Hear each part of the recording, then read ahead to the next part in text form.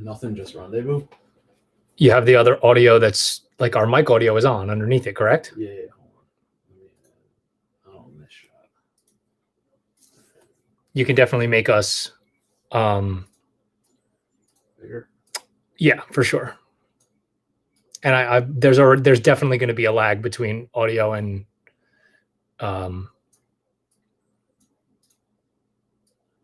the shot, because I can see it already in the video. Even just listening to this, that's what are we gonna do? Is it like ridiculous? Like you can't look at it or what?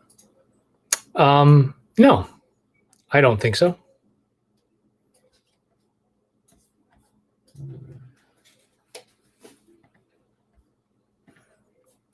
Check. All right, so let me just see. Actually, I didn't realize we were in the video. Even just listening to this, that's here. What are we gonna do?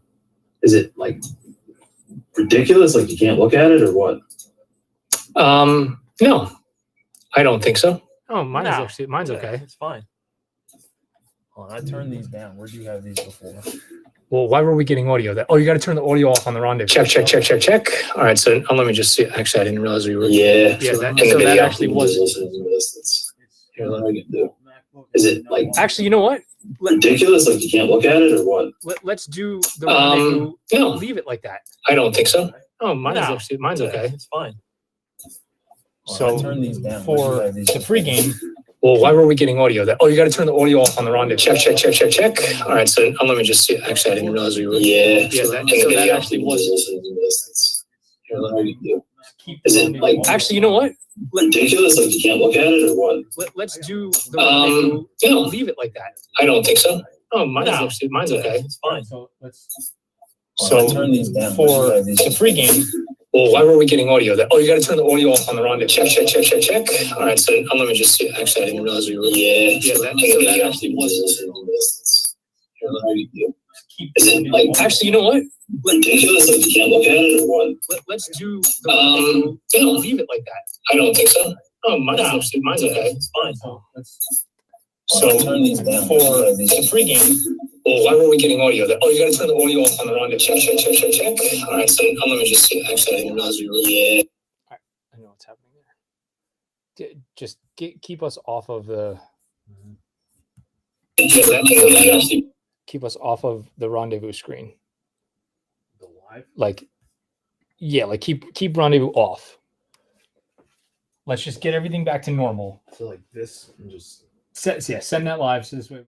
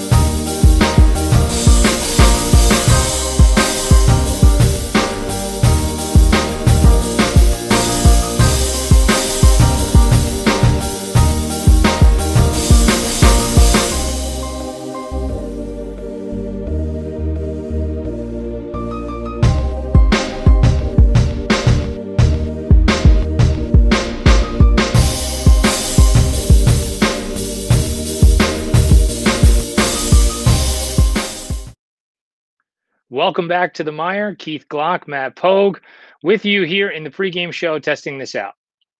Seeing how this sounds. Not sure if it's picking up anything at all. I got almost no bars though. All right, so now take that off live.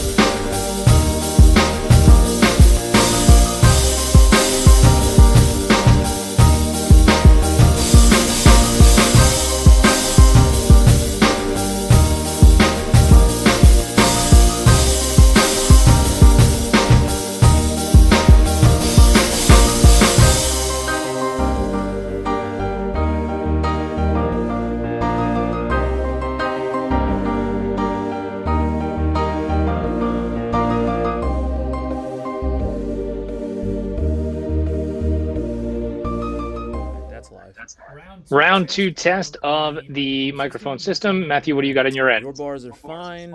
I got a little bit for mine, but I think I just might have to yell and then we'll be good. All right. Why don't you put turn your microphone up, and why don't you add the Codec for just you, and let's see what happens after you do that.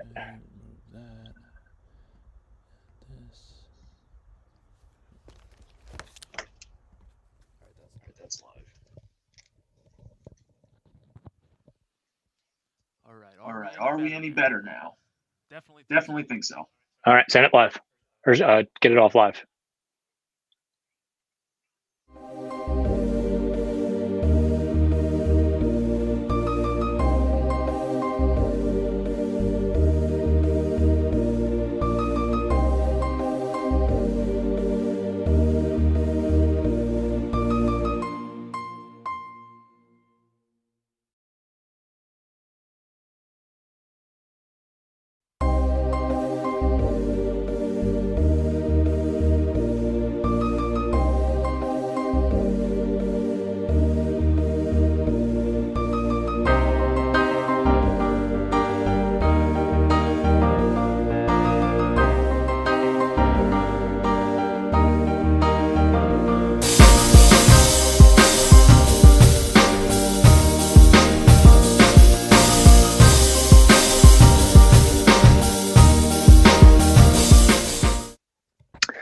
What's up, everybody? Test number 3, trying to work some Mire Voodoo magic. Matthew, how does it sound on your headphones? I am hearing nothing. You don't? Well, can you hear me through the headphones? Yes. All right, then that is fine. Well, then we're perfect. Okay, so now take that off live.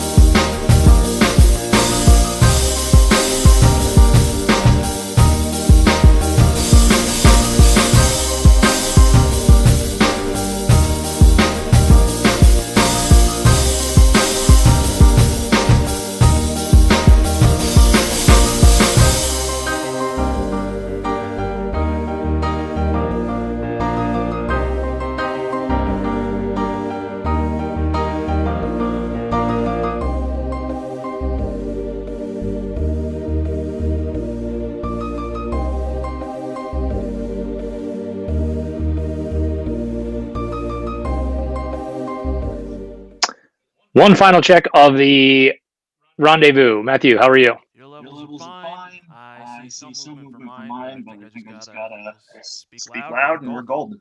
All right, just tried turning you up. All right, take us off live.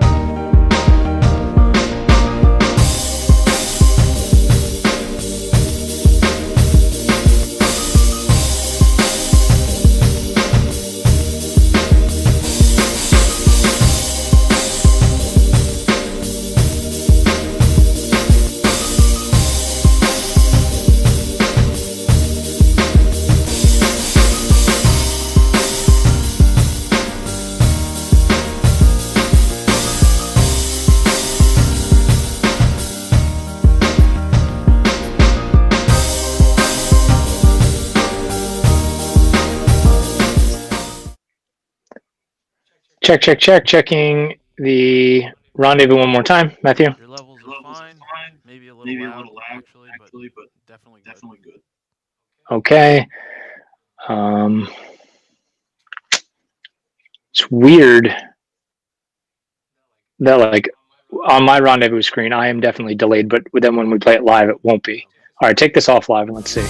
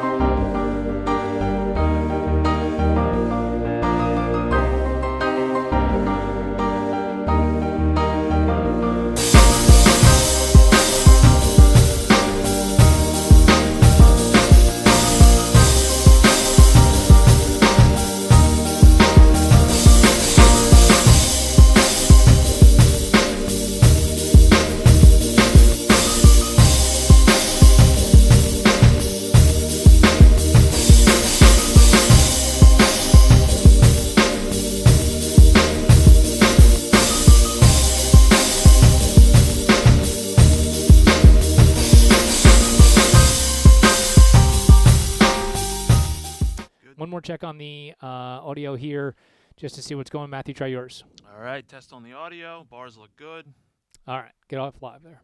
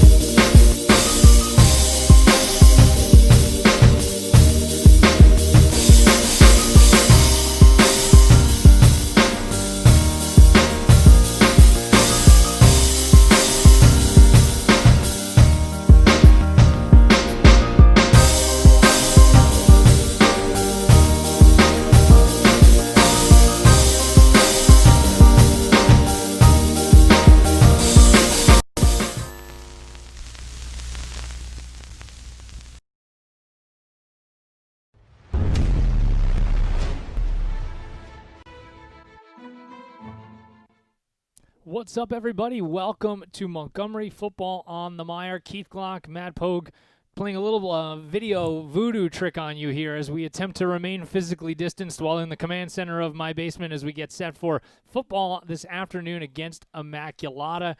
We are very excited because our buddy Pat over at Mayday Media, just like our friends at Hunterdon Central did a couple of weeks back, is allowing us to grab his feed live from Immaculata, so we can help out with the total number of capacity of folks actually at the stadium there at Immaculata, and we can do this right from the comforts of our own home, but we're trying to do it safely. Matt, what's up, man? Not much. I don't know if a close-up of me was what everybody tuned in for first thing off the bat. No, that's certainly not as appealing as maybe we once thought it might be. In any event, Montgomery 2-2 now coming into this game. Immaculata will roll in 0-3. And, Matt, you and I were talking about this off the air, how if there's nothing that brings folks together like the pride in a hometown and a pride in something that is happening. And over the last certainly couple of days and months, we're existing in a culture that has felt more divided than ever. And, hopefully no matter what side anybody lands on, this is one of the escapes you can come to and say, we are all Montgomery and we are all welcome to high school football. And sports are such a great equalizer for that because, even your opponent at the end of the game, you're all just there to play football, and, you can kind of come together and join on that. And then when you're on the field, yeah, it's a little different, but that's kind of what we're here for. We have not spoken to you en masse as Mire fans in a couple of weeks. We were scheduled to play last Friday evening against Watchung Hills. That game obviously postponed because of and thankfully what is now as we look back on it is an abundance of caution. Whenever you get a positive COVID test, surrounding a school or a program, I just think even in the pros, you saw Thursday night for the 49ers, you had a false positive test on a Wednesday. And because you had those identified as close contacts of that player, even though none of them tested positive, and even the false positive from Wednesday, kept testing negative after that, there was a 5-day, window there where those players were not allowed to play in that game. And I think that, what other way is there really to be? Obviously we don't want anyone to get sick, but that's the reason why the game against Watchung Hills was postponed. And postponed is an important word, not canceled, because that game is going to be made up kind of as one of our +2 games.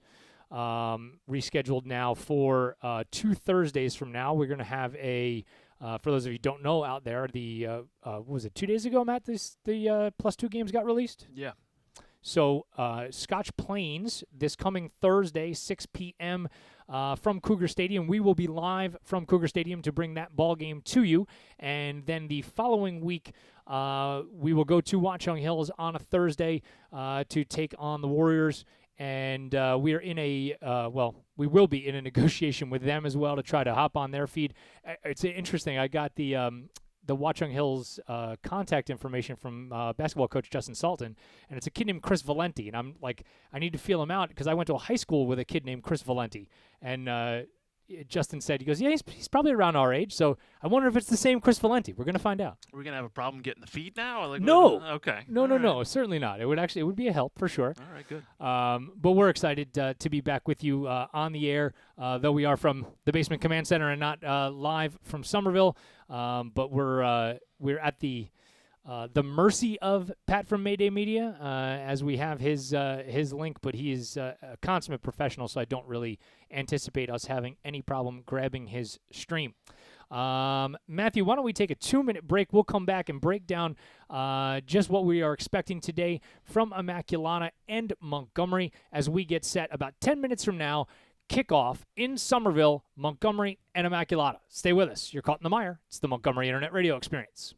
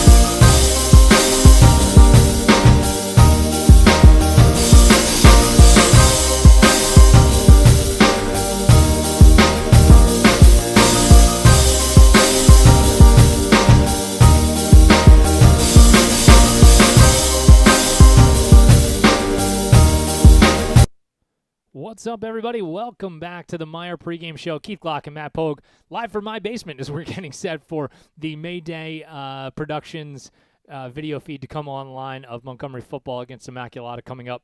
Matt, let's talk a little bit before we jump into Immaculata. Actually, we talked about having the week off, because of a COVID situation and forcing the postponement of that game against Watchung Hills. There are several things that are facts. You are tough. I am not tough. You played football. I did not play football. You played rugby. I did not play rugby.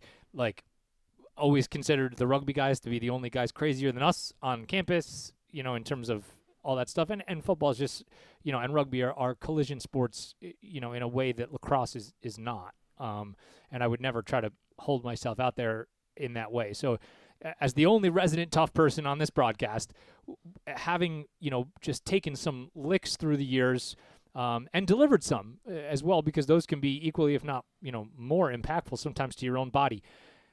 Just the bumps and the bruises, the natural, of having played in games like that. What does that feel like? And what does having the week off to kind of just get over that stuff do for you? Well, 10 years ago, yeah, that toughness, some of it might have faded, but who knows? But even with all the COVID talk, I don't think that that's dominating the locker room as much in these moments, because people know, I've had this ankle injury, it's been nagging, and I'm going to have a week one without as much practicing, without as much contact at practice. So a lot of people are probably looking forward to that because they understand I get to kind of reset without having any other small setbacks. So just having one practice with no contact, no, re-aggravation of an injury is huge, but to have a week off, you're feeling fresh, and to be honest, you're probably going to feel like you might have felt at the beginning of the season, just because you're not expecting to feel that good at this point. So I think that there's a lot of excitement about that. There's a lot of people who were thinking I can play better than I would have had we just been going with another game. But at the same time, there's a little bit of, out of syncness that you're kind of thinking about. But at the same time, with this team, they've been adapting anyway to injuries, so they might be fine. Did you ever have an injury like that where you were just like, oh my goodness, this stinks, and then you take a couple of days and you feel better? Yeah, I remember exactly, because it was at practice. MCL sprain, nothing all that serious, but enough where putting weight is a problem. And then we happened to have something where we didn't have to, have a game that week, and I felt tremendous. Probably not great, but at the same time, compared to what you were expecting, you'll take anything you can get in season, because you know that, you can't always be 100%. And contrary to my normal snark, I actually was being serious when I led into this conversation by saying that you of the two of us, you were certainly the tough guy, because the thought of not playing on something like that is probably not even a consideration either. Like, you were going to play, with whatever the pain was, and now it's just less pain because you're still going to play. Sports medicine doctors are an amazing thing. So we listen to them to an extent, and we try and take their advice, and then some of it, the adrenaline takes over, but not advocating doing that all the time. But there are some things that are not going to be serious enough that you can't play. Some things are not intelligent to play with, obviously, but some are, I'm not going to tell people about this because you're going to get laughed at in the locker room. So this one, it was one of those. And, I think if you play any kind of collision sport where there's heavy contact, the moment the season starts, you're never the same as the minute before the season started. Like, just all the natural, leaning on another guy, and just everything that goes along with all that stuff. It takes a toll on you. It just does. I don't know any other way to say it. Yeah, it's a mental thing too, but at the same time, knowing that there's so many other things going on, I don't think the normal fatigue of, mid-season is getting to these guys the way it would, because their brains have been going nonstop thinking about a lot of different things. So when they just get to think about football, I have a feeling it's a calming thing, not a stressor. So let's quickly talk about Immaculata, and then we'll take a break and bring you the Mayday feed, which just popped up online, because Pat is a pro. And that is we're going to get you all the information on May Day 2, because they help us out so much. Immaculata, Matt, 0-3, and the kind of the telltale story on them this season is that they are super duper young. Yeah, inexperience is a tough thing to battle, because the only way to get through it is playing out the season, and sometimes the learning curve is a little bit steep, but at the same time, those are the teams that expectations are not always state championship right now. So, you always have to watch out for that team, because they don't have a ton to lose. So they might, have a little more grit, knowing that, hey, if we can beat them, we're going to feel a lot better about ourselves, and nobody expected it. So that can be a pretty big motivator on their side. All right, we're going to take a quick break. We're going to come back. Kickoff. Montgomery and Immaculata is right around the corner. Don't go anywhere. You're caught in the mire. It's the Montgomery Internet Radio Experience.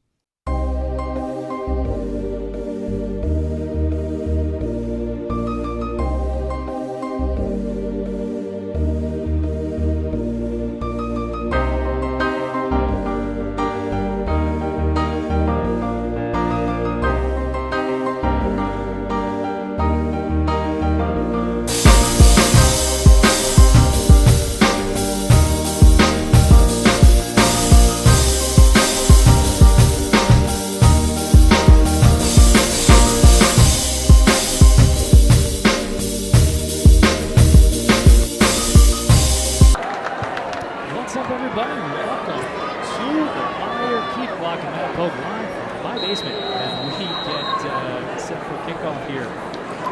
Immaculata and Montgomery. Again, our thanks to our friend Pat Brady. Montgomery fields the opening kickoff and up past the 35-yard line and to about the 37 or 38. And that was Mark Chandler. He's made some pretty nice plays once he has had the ball in his hand. First and 10. For the Cougars, on their own 38-yard line.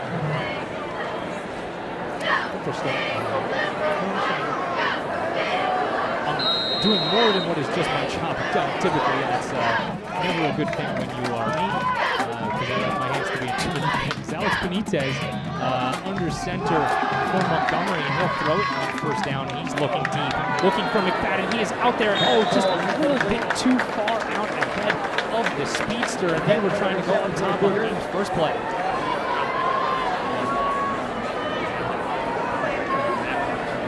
And it was there. It brings up second and 10 for the Cougars. Single coverage, whatever Coach Cardi had drawn up there, certainly was exactly what they were looking for.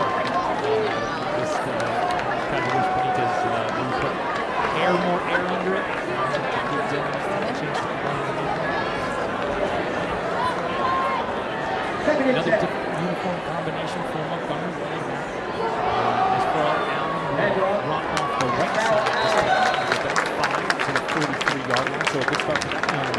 Steps up on play by number 52, Josh Carroll. Ball to 43. It's going to bring up 3rd and 5 for the Cougars. So often when you are a running back, you know, at any level, if you're just bigger than the other guys, that is the kind of a thing that can happen. And that's one of the things that Pharrell has going for him is just his sheer physical size is not great. So here is a carry. Benitez off the left side. He's got a first down inside Immaculata territory to the 40-yard line. Darius Harrison, also number 12 in on the tackle, Andrew Curran. First and 10 for the Cougars. Ball at the Spartan 40. So let's see what Montgomery's got.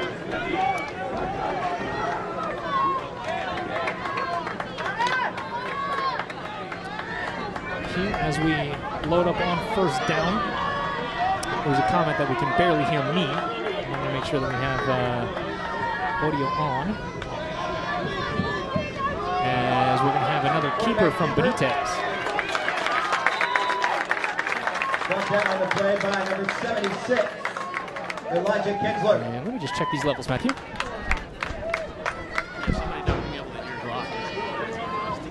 Ball from 34-yard line. 2nd and 4.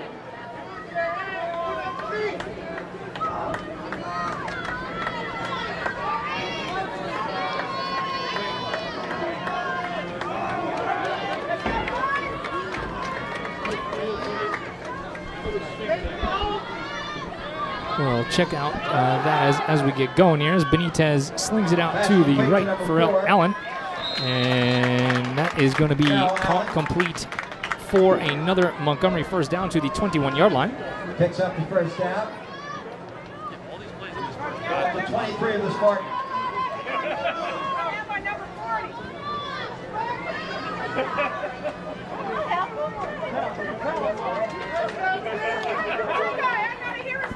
So, well, we'll get this all figured out here soon enough. And Benitez will look to give it again to Allen. And Farrell will be down to about the 15-yard line. Stopped on the play by number 27, Jackson Lau.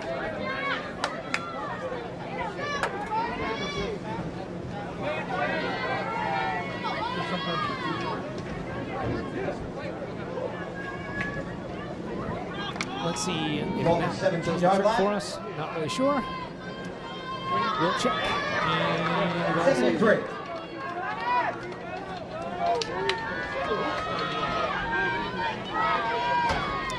turn all the audio off of that. See what Nato's on happens the there. keeper. We're going to get another carry from Montgomery down towards the 11. Missed the hit on the play by number 27, Jackson Lau.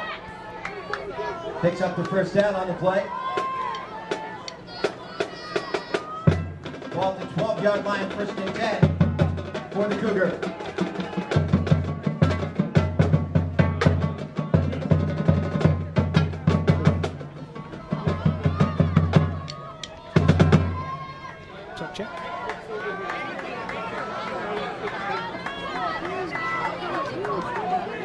Check. Check. Yes. Check, hello. Nato's on the keeper. Touchdown, Cougars, Alex Benitez.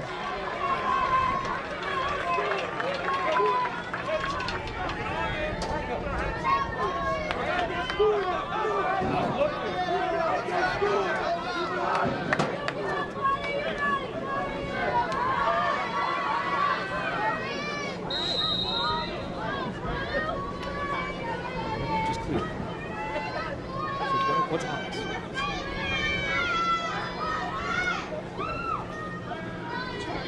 That was it.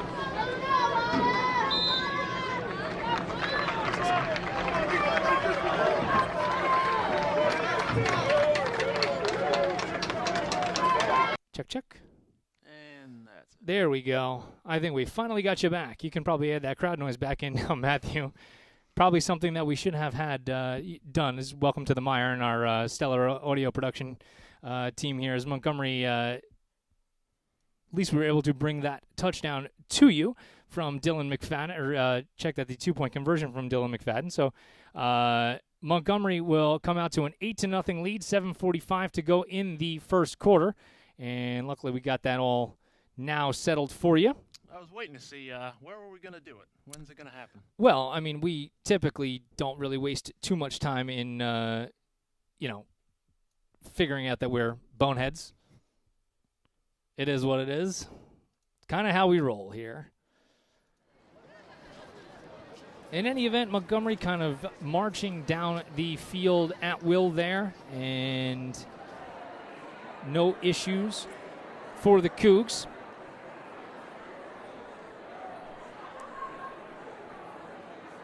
Kickoff from Benitez bounces through the end zone, and that will be a touchback. So Immaculata will take over. You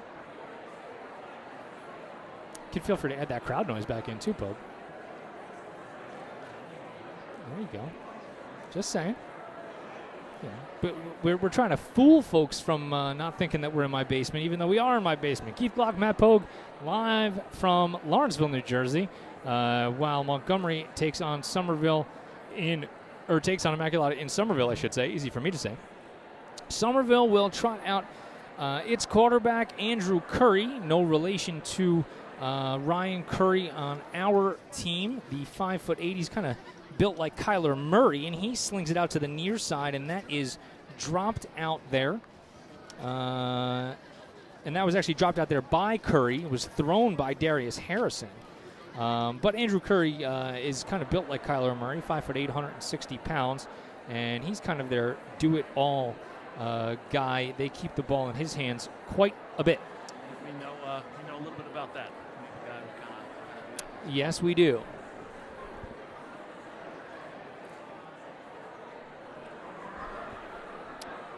So let's see what Immaculata comes up with here on second down.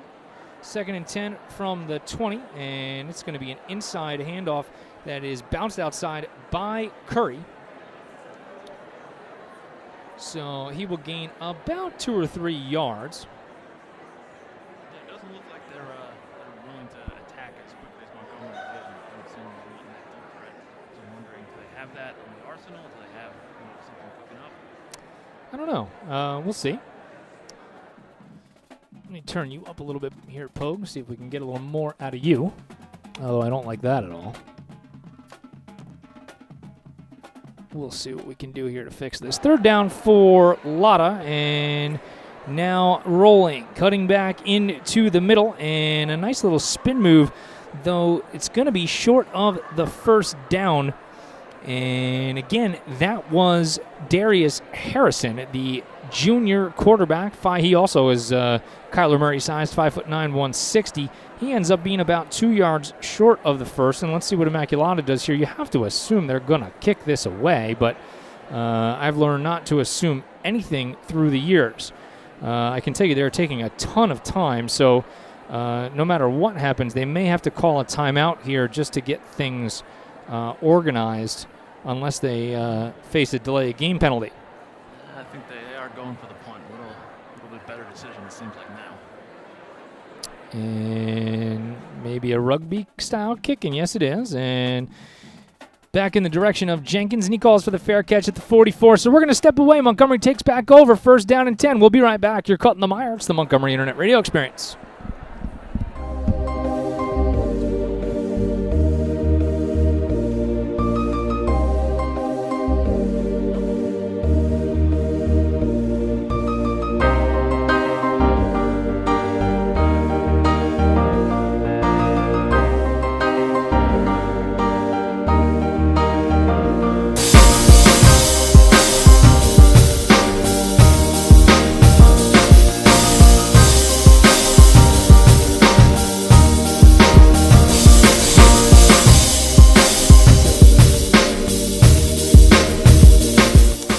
Welcome back, Keith Glock, Matt Pogue.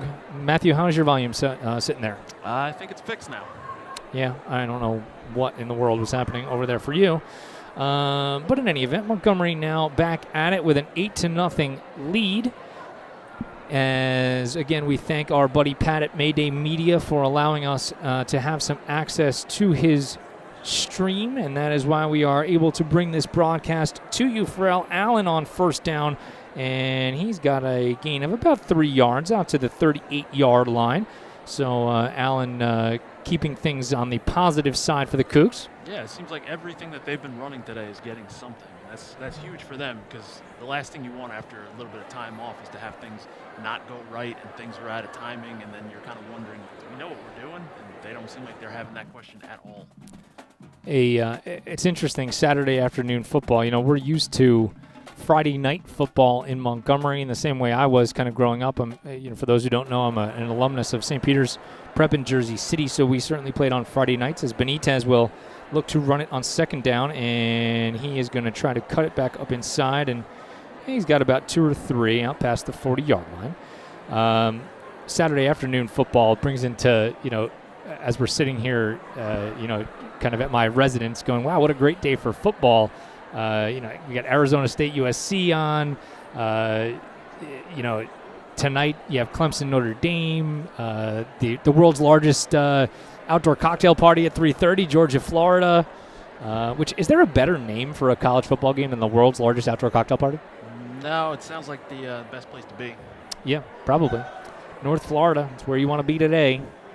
Well, at least for that football game. Benitez on 3rd down. He's going to look to run off the left side, and he shrugs off one man. He's got a 1st down, and he is past midfield down to about the 46-yard line of Immaculata. Another nice run for Benitez. That was a great decision, too. It looked like he had the option to hand that off, and he saw the blitz coming and immediately turned away and ran with it. So it'll bring up another 1st down for the Cougs.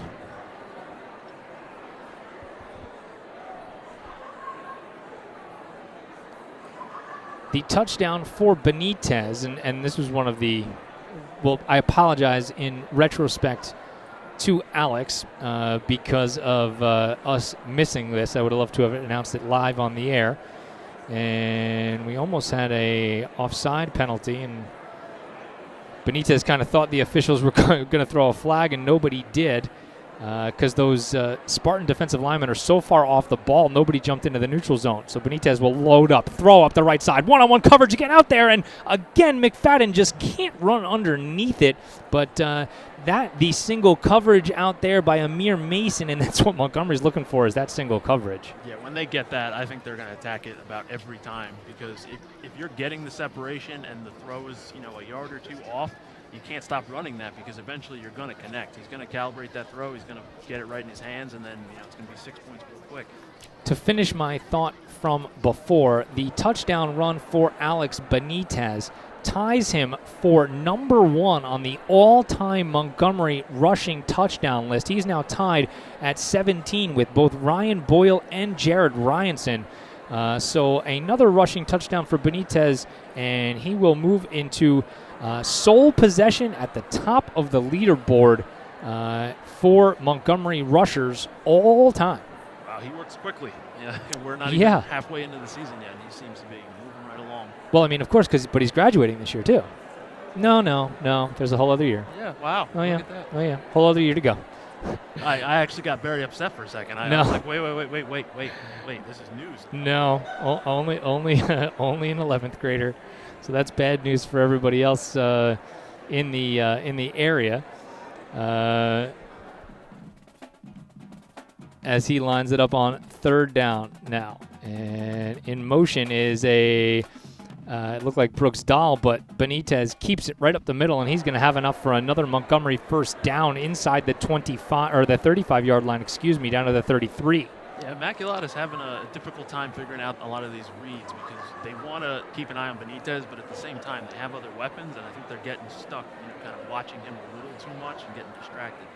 This is another one of those situations where, obviously Montgomery, both of the shot plays that they have taken down the field so far were warranted. They were open. They just need to connect a little bit more between McFadden and Benitez, but they've really been able to kind of do what they've wanted to on the ground so far, and not a ton of reason to go away from that.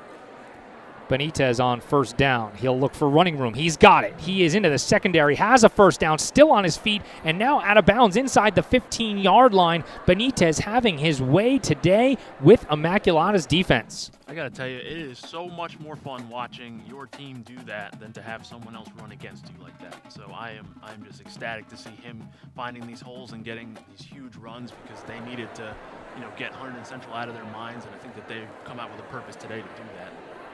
Yeah, Benitez has been a very, very good decision maker in terms of when to keep the ball, when to give the ball on these running plays. So let's see what he does here on first down. The junior will again look for some running room and tries to cut it back, and a nice play that time, but still some positive yardage for Benitez, maybe a yard or so inside to about the 13. I mean, they really have been able to use the entire playbook. Everything has kind of been working. So Immaculata has to be struggling to figure out, what do we really need to set up for? What is coming? Because everything seems to be working. They could run anything. Right. 2nd down and about 8 yards to go for the Cougs.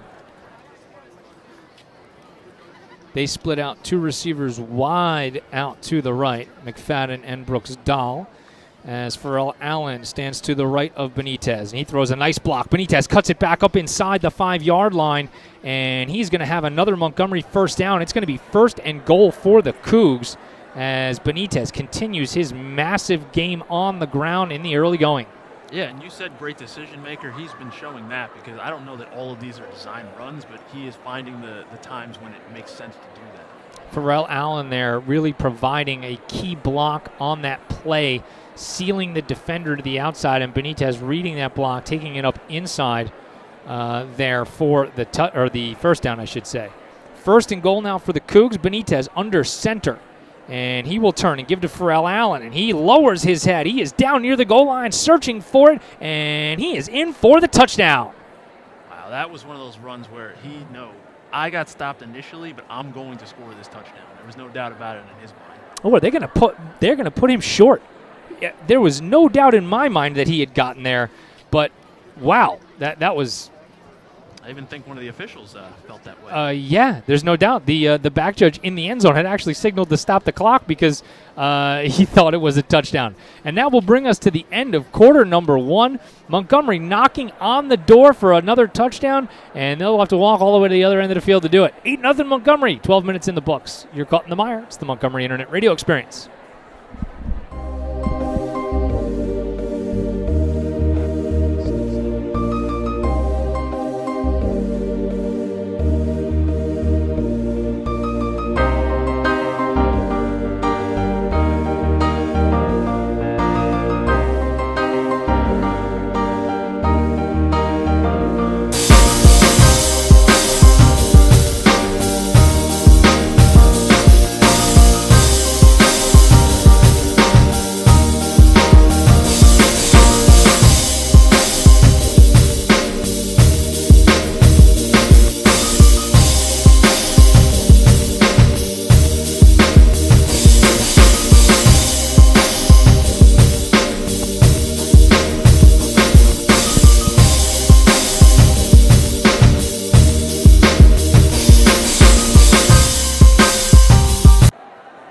Welcome back to the Mire. Keith Glock and Matt Pogue with you as Montgomery knocking on the door as we begin quarter number 2. Alex Benitez under center, and we're going to get the officials timeout. The back judge this time stops the clock again because I think the scoreboard probably didn't reset. Again, Alex Benitez is tied for the all-time touchdown or the rushing touchdown lead, I should say, with both Ryan Boyle and Jared Ryanson. Second down and goal. Benitez searches for the goal line, and Alex Benitez scores a rushing touchdown. His 18th career rushing touchdown, a Montgomery Cougar record. And you love to see that, especially like you said, with another year of him being around, just to think of all the things he can do for this team with the way he's figured out, how athletic he is and what he's able to pull off. Yeah, there's no doubt about it, and he'll go back and try to kick the extra point as he has done, does pretty much everything all the time, and he puts a foot on it, and he's got it. So that gives Montgomery a 15-0 lead here as we are just underway in the second quarter, and Benitez is really, really impressive. I don't know what you do if you're the Immaculata coaching staff looking at this, because he's done it in 4 different ways. He'll run, he'll pass, he's had the read option. I don't know how you kind of figure out what to do without sacrificing, leaving someone else wide open. And I'm going to tell you, he has also now moved into number 2 all-time career points. Brian Flood came into the game at number 2 with 161 career points, and Alex trailed him by 8. So now Alex up at 166 after 13 points by himself here today, a pair of rushing touchdowns and an extra point. So 166 and counting for Benitez. For those of you wondering who the all-time leading scorer is at Montgomery, it is JT Tartikoff. No real surprise there. Tartikoff, a monster career for Montgomery, and then went on to play football at Rutgers. And just a fantastic young man and a fantastic football player, Tartikoff, and Benitez proving to be every bit as good as JT. As the kickoff is initially mishandled by Immaculata and searching for some running room and actually bouncing it outside and getting a decent return out of it was Andrew Curry. So he ran probably about 72 yards on that play to get out near the 30-yard line. And that one's disappointing too, because you're excited. The kick went down, he muffed it a little bit, and you're thinking like, wow, we're going to pin them. And then a couple of broken tackles, missed tackles, and it looks like a normal return again. So first down for Immaculata as they have their work cut out for them. Down by 2 scores already early in the second quarter. And the shotgun snap, and this will be a handoff on the outside. This time, the first carry of the game for Lucas Scott, the 6-foot, 190-pound sophomore, as he is one of the bright spots for Immaculata. He picks up about 11 yards on first down. That was one of the longest runs that we've seen out of them. It wasn't between the tackles, and I wonder if that's something they're going to look for more, because spreading it out wide seemed to work a whole lot better. Off balance formation, strong to the right, and it's going to be a inside handoff this time to Curry, and he's got about 8 yards. Good misdirection by the Spartans that time. And, we talk about that, just the way Montgomery uses misdirection. That's a good job there by Immaculata. Yeah, I mean, you have playmakers. They've shown that there are a couple different people that can beat you. So, showing and going is a real big thing for them. No doubt about it. Second down and about 4 to go for the Spartans. And this will be Scott again on the outside as he looks for some daylight. He's got it, and he's got a first down out to midfield. So a new set of downs for the Sparties. Yeah, the containment is going to be huge for them, because if they're having 3 guys in the backfield, going left, right, and up the middle, you have to figure out where the ball is. The ends are going to be so crucial here to make sure that they are containing whatever is outside and not biting too early. First sustained drive of the afternoon for Immaculata. Keith Glock and Matt Pogue bringing you Montgomery football live on the Mire on a Saturday afternoon, chock full of football. And here's a straight-ahead run, and Benitez kind of shoves his nose in there at the last second for good measure to try to put an ending to that run for Lucas Scott. But all in all, a decent gain of about 4. Yeah, these are the tough drives when the other team is kind of doing what you were doing and everything is positive. You need one of those big impact plays, or even if it's not a loss, it's just making sure that they don't keep gaining.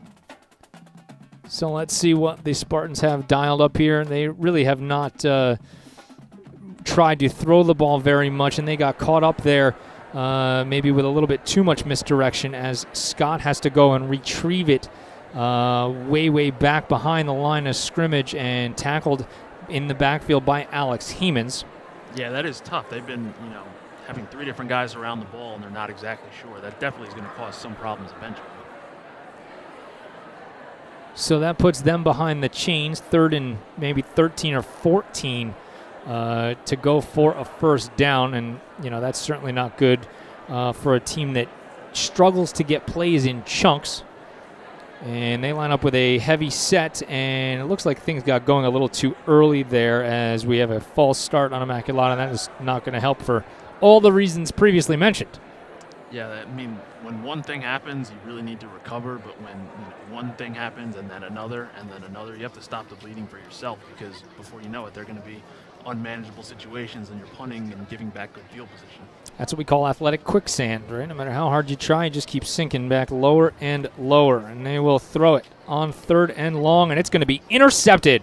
And Benitez has his hands on the football again, and he is still on his feet inside the 40-yard line and tripped up at the 35. Alex Benitez taking over this ball game in both ends of the field. Yeah, we said he does everything. I mean, he's just making sure that we remember it. He's all over the place. He was in the perfect spot defensively, and he capitalized not only with the interception, but getting them some even better field position. Darius Harrison under a bit of pressure there, and Benitez, just like a center fielder, waited for that ball, and Montgomery in business at the 35 of Immaculata.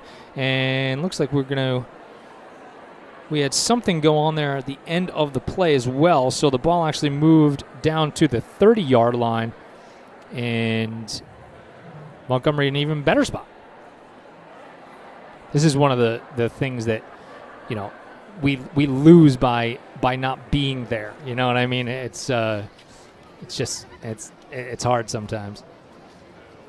And it was a face mask. They did call that face mask that Benitez wanted. He's going to throw on first down. He's going to look up the left side, looking for McFadden, and another diving attempt out there from Dillon, and again, just out of his reach. Good coverage that time by Amir Mason. I mean, I like that he's not afraid to keep throwing that ball, because he's confident enough that I will make this throw. He's not, doubting his abilities because the first couple didn't connect. And I think certainly a big part of that is not only his faith in his own abilities, but, he just says, if I lay this out there for Dillon, I have so much faith that he's going to go get it. Yeah, he's not doubting again. Is he going to be in the right spot? He knows he will be. And when you have that kind of faith in a receiver, you know the throw doesn't need to be perfect every time either, because he can make something happen even when things are a little bit off. As Pharrell Allen will look for some running room off the left side. He's got it still on his feet, bouncing off guys like a pinball, and he's got a decent gainer out to the 25.5. Pharrell is definitely one of those guys that's benefited from a little bit of time off, because the way he runs is so punishing that, yes, it does damage to people trying to tackle him, but it does a little bit to him too. So he's definitely feeling a whole lot lighter, a whole lot better.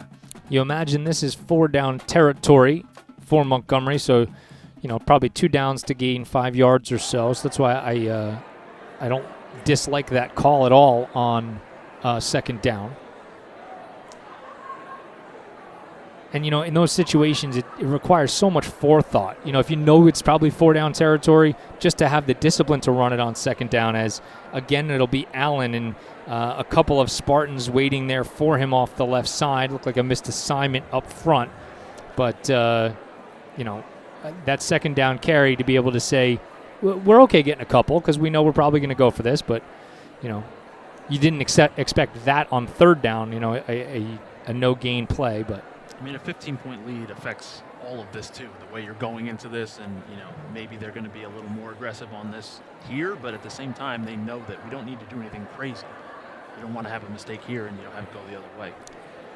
A lot of room out there for McFadden again toward the boundary on the left side. As Benitez on fourth down, he'll look to throw, flips the ball, throws it out towards Dillon. He has got it. It's a connection inside the 5. Can McFadden stay on his feet to the goal line, and he is going to be tackled just short, but a first down and goal for Montgomery. Well, 4th time's a charm. He was going to get it. It's just a matter of when. And that time he just broke off the route to the inside and cut right in front of the corner. And again, Amir Mason out there with probably the tallest task of the afternoon guarding that young man. Yeah, it cannot feel good to turn around and not see much help behind you when you're lining up against him. Not at all. First and goal for the Cougs inside the 5-yard line of Immaculata. We have seen Alex Benitez become the all-time rushing touchdown leader at Montgomery, and he is going to look to add to it here, and he is up inside the tackle, and he is into the end zone for a Montgomery touchdown. Wow, he's just been consistently doing everything that he needs to do, and it's really paying off on the scoreboard, and that these career numbers are really showing all that he really can do. 19 career touchdowns on the ground for Benitez. That brings his all-time point total as well up to 172, and he will look to add to it here with the extra point. A high snap, but Jenkins gets it down, and Benitez has it there. So 173 now total points for Benitez, and he is just 19 points shy of the Montgomery record set by JT Tartikoff at 192. So we'll take a quick break as Montgomery goes up by 3 scores. You're caught in the mire. It's the Montgomery Internet Radio Experience.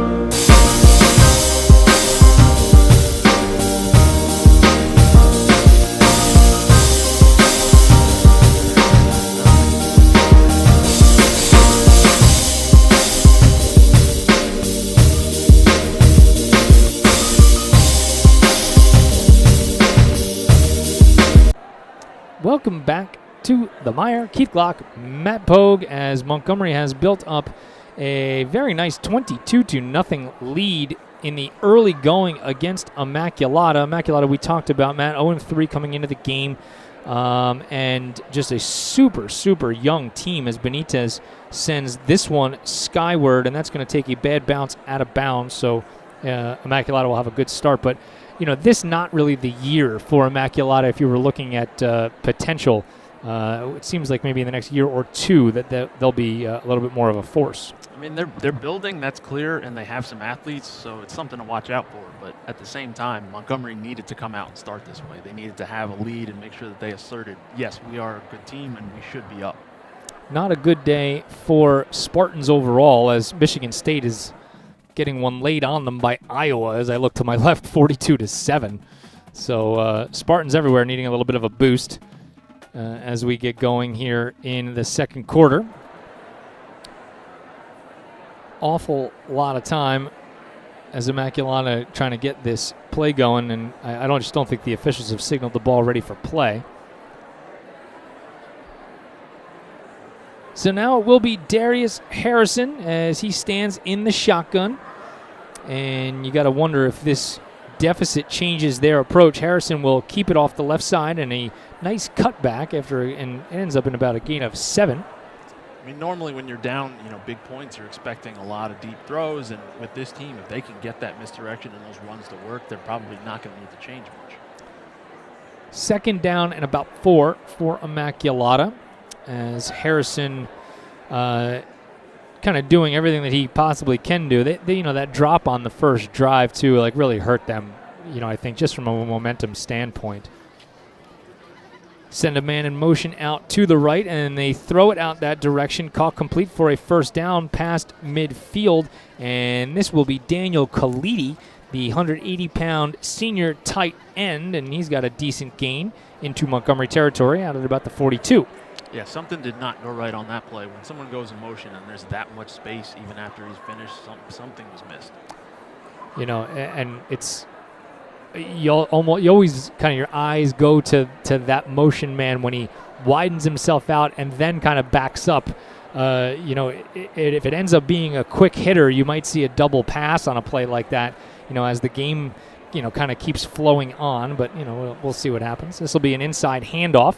And Curry has got himself another first down for Immaculata, the nicest drive of the afternoon, inside the 30-yard line now for the Spartans. I mean, they're a young team, but they don't look panicked. I mean, maybe they've figured out it's not about the scoreboard, it's about executing and just figuring out what we do well, and they've been showing that this drive. The one statement that kind of had always stayed with me from years ago that Jim Griffin had said once upon a time is the straw that stirs the drink. That is certainly Curry for this Immaculata team, as we are going to get a jet sweep with a lot of room out to the left, and another nice gain for Immaculata and Darius Harrison. So Montgomery just kind of outflanked on that play, and that'll be another first down for Immaculata at about the 18. And Harrison's got to love when he looks up and sees that much open grass in front of him. Yeah, you could see that hole from a good distance away. We're gonna have a timeout on the field. We'll take it with them. Montgomery leads it 22-0, but Immaculata's knocking on the door. You're caught in the mire. It's the Montgomery Internet Radio Experience.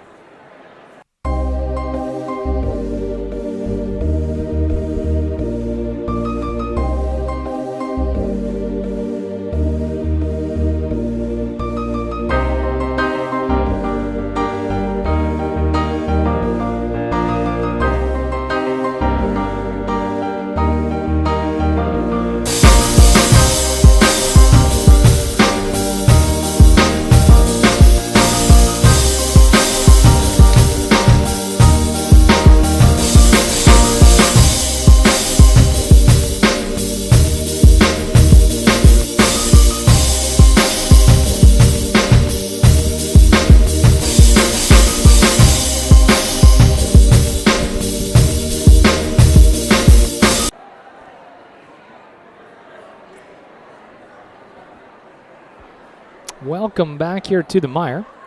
Keith Glock and Matt Pogue with you from my basement in Lawrenceville as we use the Mayday Productions feed of Immaculata football to bring Montgomery to you on the Mire.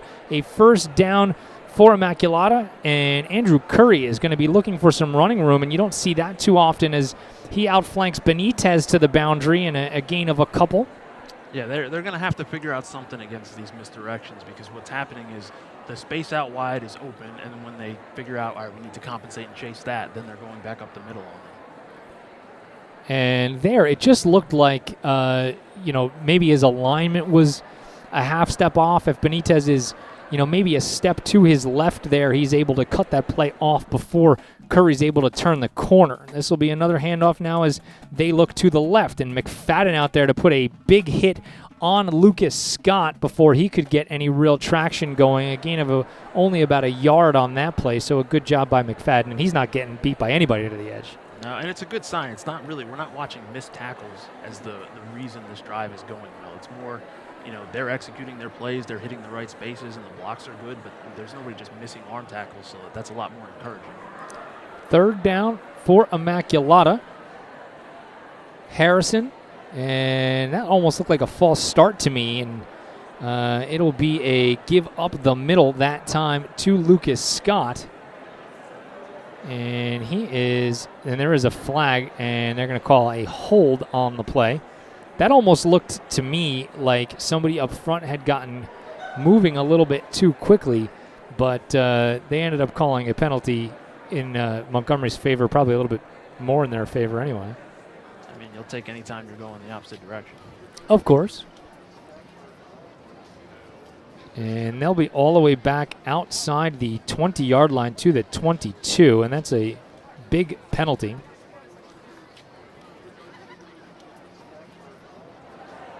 As we are now inside 4 minutes, thanking Pat for giving us a little scoreboard shot. Montgomery leads it 22-0 as we near halftime. And Immaculata, I think just from a momentum perception standpoint for their own psyche, would love to put some points on the board before they go into the locker room. Yeah, 0 does not do good for the confidence, even if it's 3. Just having something that you can show something went well is huge for them. Harrison will roll out to the right and look to throw. He throws back over to the middle. That is complete, and it is inside the 5 to Curry, and he's going to be tackled down at the 4-yard line. A really well-designed play there by Immaculata. I mean, they are hitting the right spots. They're finding gaps in the zone, or they're just beating men off the line, and they're executing really well. So this is what you're seeing of a team that in a year or two could really do some damage. You see stuff like that all the time in the NFL, but never, not never, very rarely do you see that in high school and a lot of college, because most quarterbacks just don't have the arm strength to throw back the other direction as you're rolling. That way, but certainly, the play design and the concept is very much the same. So here's Harrison under center, and it's going to be a direct snap to Curry. He looks for the edge, and he is going to be knocked out of bounds by Benitez before he can get to the goal line. He'll be stopped about 2 yards shy. And he covered so much ground to get to that pylon and cut him off. Benitez actually forced Curry to fumble on the play, but fumbled it out of bounds. And that's one of those wacky rules that I wish would change, that if you're reaching for the pylon and the ball, fumbles out through the end zone, it's a touchback, and the other team gets it. And you're like, man, 6 inches in the other direction, and we would have had, we would have kept the ball. But in any event, Harrison, he'll try to keep it up the middle, and I don't think he's there. I think he is stopped short of the goal line. No, that initial contact definitely sent him backwards. So a good job up front by Montgomery to, at least for one more play, keep Immaculata out of the end zone.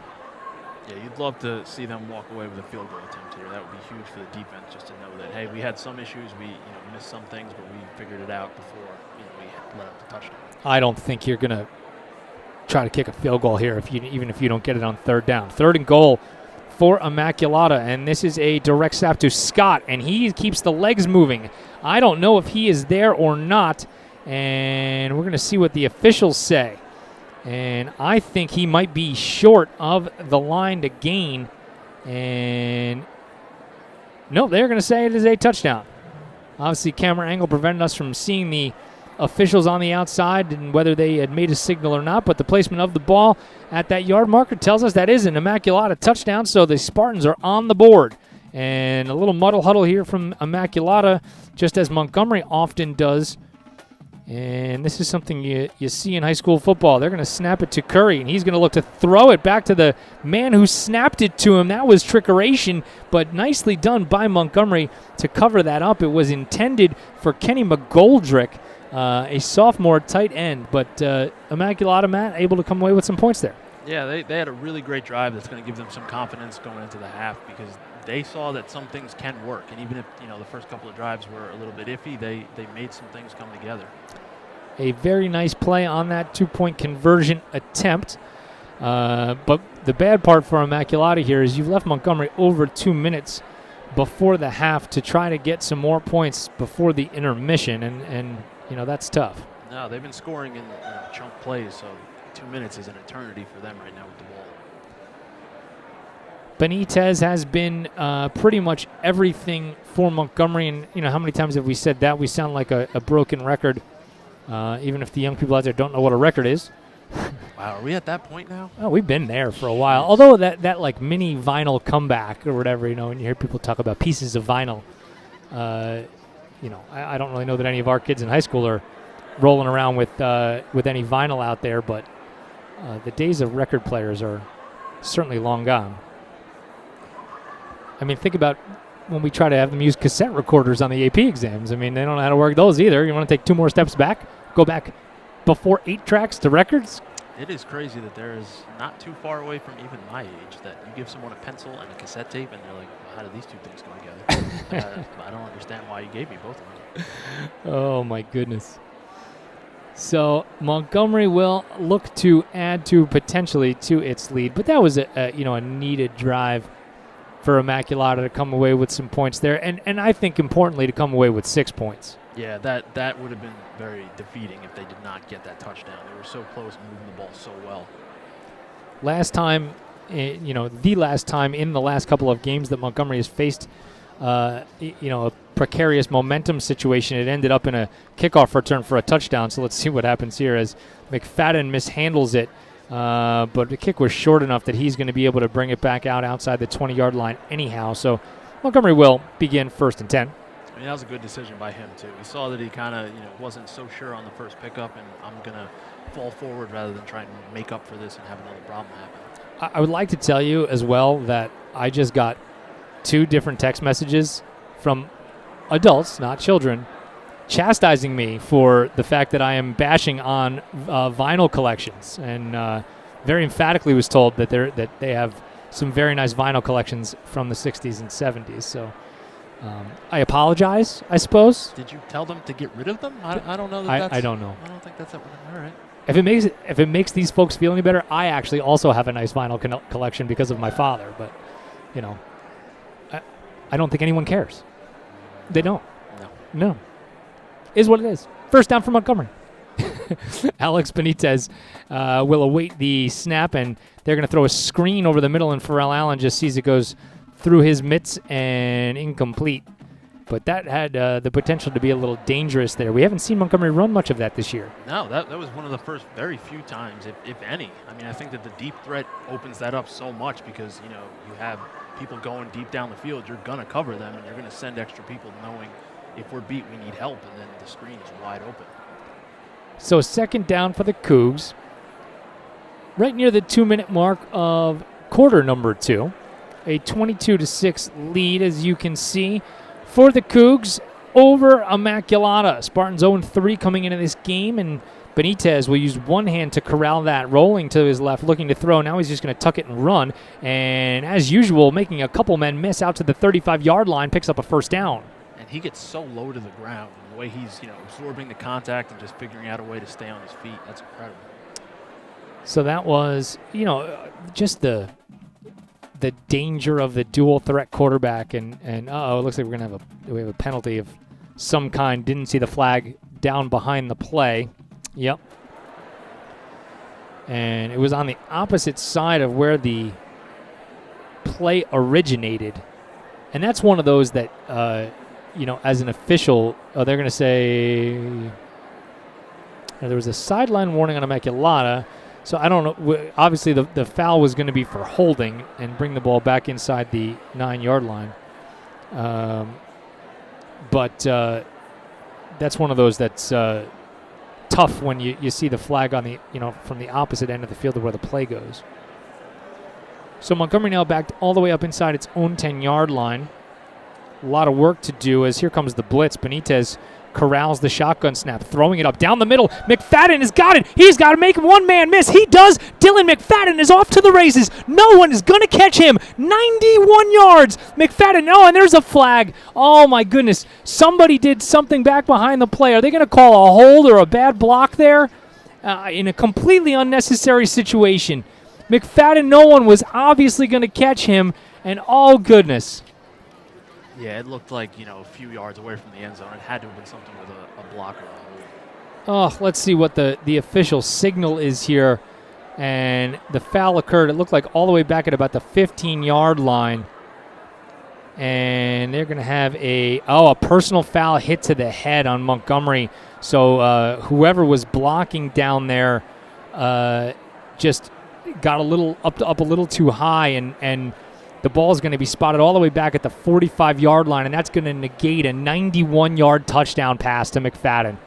In terms of play design, from your own 9, that's a pretty good one, but it's unfortunate to see that penalty bring it back. Well, it was the risk there. Immaculata, you saw the pressure try to come right up the middle, and Montgomery picked it up and gave Benitez just enough time to, even on the off-balance throw, you see the athleticism of Dylan out there to be able to adjust and just make a play on the football. So it'll be a first down. Again, Benitez using one hand to corral the shotgun snap, and he is running off the left side and still on his feet, bulldozing, and he's going to be stopped at about the 27. A fantastic run, 18 yards for Alex Benitez, and another Montgomery first down. It's a great response to a play like that, too. You're a little bit deflated because you had that touchdown, and then it comes back, and immediately get a chunk of yards like that does a lot for you. Officially, we'll call it 19 yards for the Cougs on first down, and Montgomery's still in business as Benitez takes the shotgun snap, gives to Pharrell Allen. Pharrell's backing his way down into Immaculata territory, and he's got another decent gain for the Cougs. Looked like he was in a pinball machine. That first contact, he went 5 yards the other direction. But, it's staying on your feet and that kind of balance, as Montgomery calls timeout. That's just what separates, the big boys from anybody else. So yeah, it's not really something you can teach. No, that's for sure. Let's reset it for you. Montgomery 22 and Immaculata 6. And Montgomery has been firmly in control of this game, save for one drive by Immaculata. And, Spartans certainly had to work hard to get those 6 points that they did. And Montgomery is nearly answered all the way back. There was a 91-yard touchdown completion to Dylan McFadden that got called back for a bad block. Which was just academic. Nobody even needed to touch anybody. No, trust his speed. He was going to be okay already. I mean, as soon as he made that one-man miss, everybody else could have stopped running because nobody else was going to catch him. Yeah, and that move was at their own 45. So once he makes that move, let's get out of the way. Let him finish it. That track sprinter speed is another thing that, as you said about Pharrell Allen, it's just something you can't teach. You either have it or you do not. So Benitez will bring Montgomery to the line on second down. He's got Allen with him on his right side, and he'll look to throw it. Another spin of the football, rolling out to his left, and he is still on his feet, but dropped well behind the line of his scrimmage. And a good job by Immaculata that time. You could see how quickly he recognized that pressure. I mean, there's not a ton he could do in that situation, but that spin was all instincts of, I saw something out of the corner of my eye, I got to get out of here. Yep, no doubt about it. 3rd down and 10 for the Cougs. Just inside their own 30-yard line. Benitez looking to fight off a man going to his left and can't really get it done in the manner in which he wanted to, and now we're going to have a timeout from Zoran Milic. The Bear back on the sideline today, coaching for the Cougs. Happy to see that.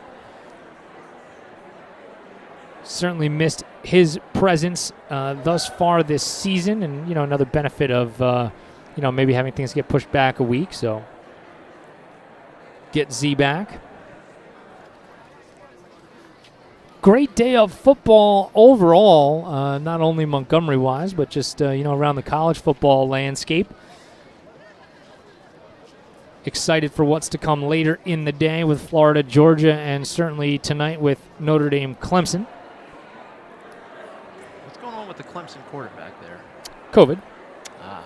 This was, I think he was a day away from being able to play against Notre Dame, but the freshman quarterback stepping in for him has a chance to kind of be the next thing that everybody's going to be watching for a few years.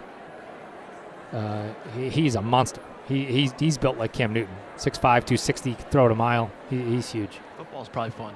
And that's what you're like. Yeah, I would imagine there's a lot of physical activities that are fun. Just do whatever you want. As Benitez on 4th down, he's going to throw for the end zone. He is looking for McFadden. He expected him to cut inside, and Dillon chose the outside route, so that will fall incomplete.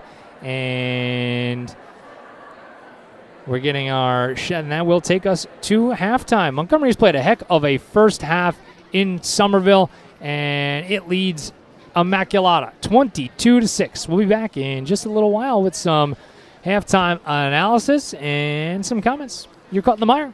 It's the Montgomery Internet Radio Experience.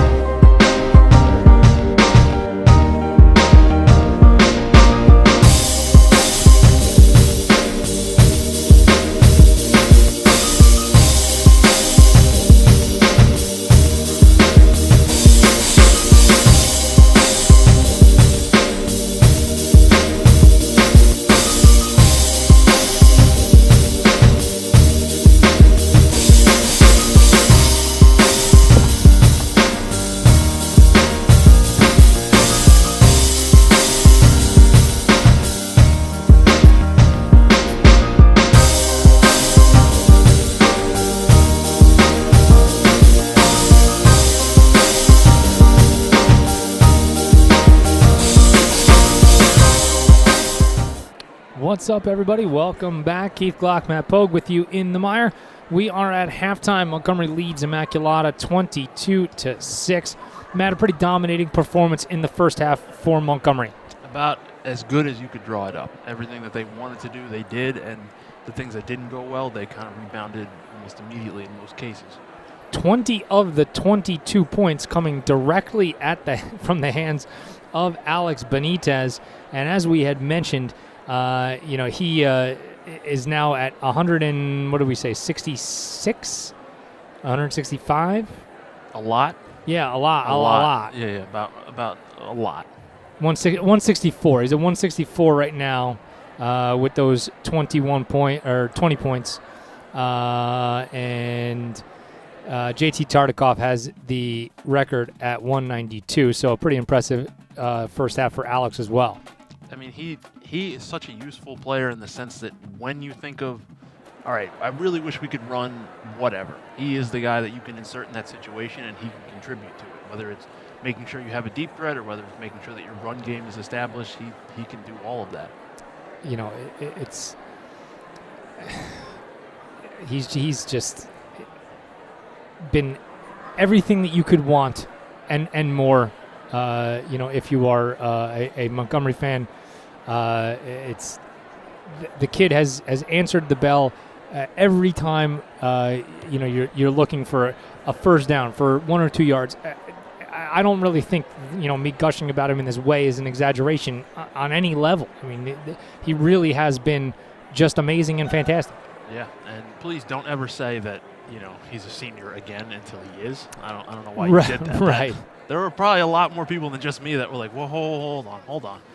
Yeah, and I'm sorry, rechecking those totals. He's at 173. Now 19 points shy of Tartikoff at 192. So came into the game with 153, and obviously 20 points today. Dylan McFadden having the other 2-point conversion. So 173 for Benitez, 192 for Tartikoff. So the chase is on there, as if we haven't done enough chase counting over the last couple of days for everybody in the entire world, probably not even the United States. But he also has now set the record. He is the Montgomery all-time rushing touchdown leader. He now has 18 rushing touchdowns on his illustrious career, with much more to come. And he came into the game tied with Trevor Schmidt at 16 rushing touchdowns and surpassed both Ryan Boyle and Jared Ryanson, who were tied for the lead with 17 touchdowns. Oh man, Ryanson, that's a name I haven't heard in a little bit. Yeah, Jared Ryanson, obviously, very impactful football player on both sides of the ball for Montgomery, and has gone on to have a very successful lacrosse career at Johns Hopkins. As we are underway in the third quarter, and Andrew Curry will look for some running room out to the right side, and he is able to slip a couple of tackles and go out of bounds after a decent return.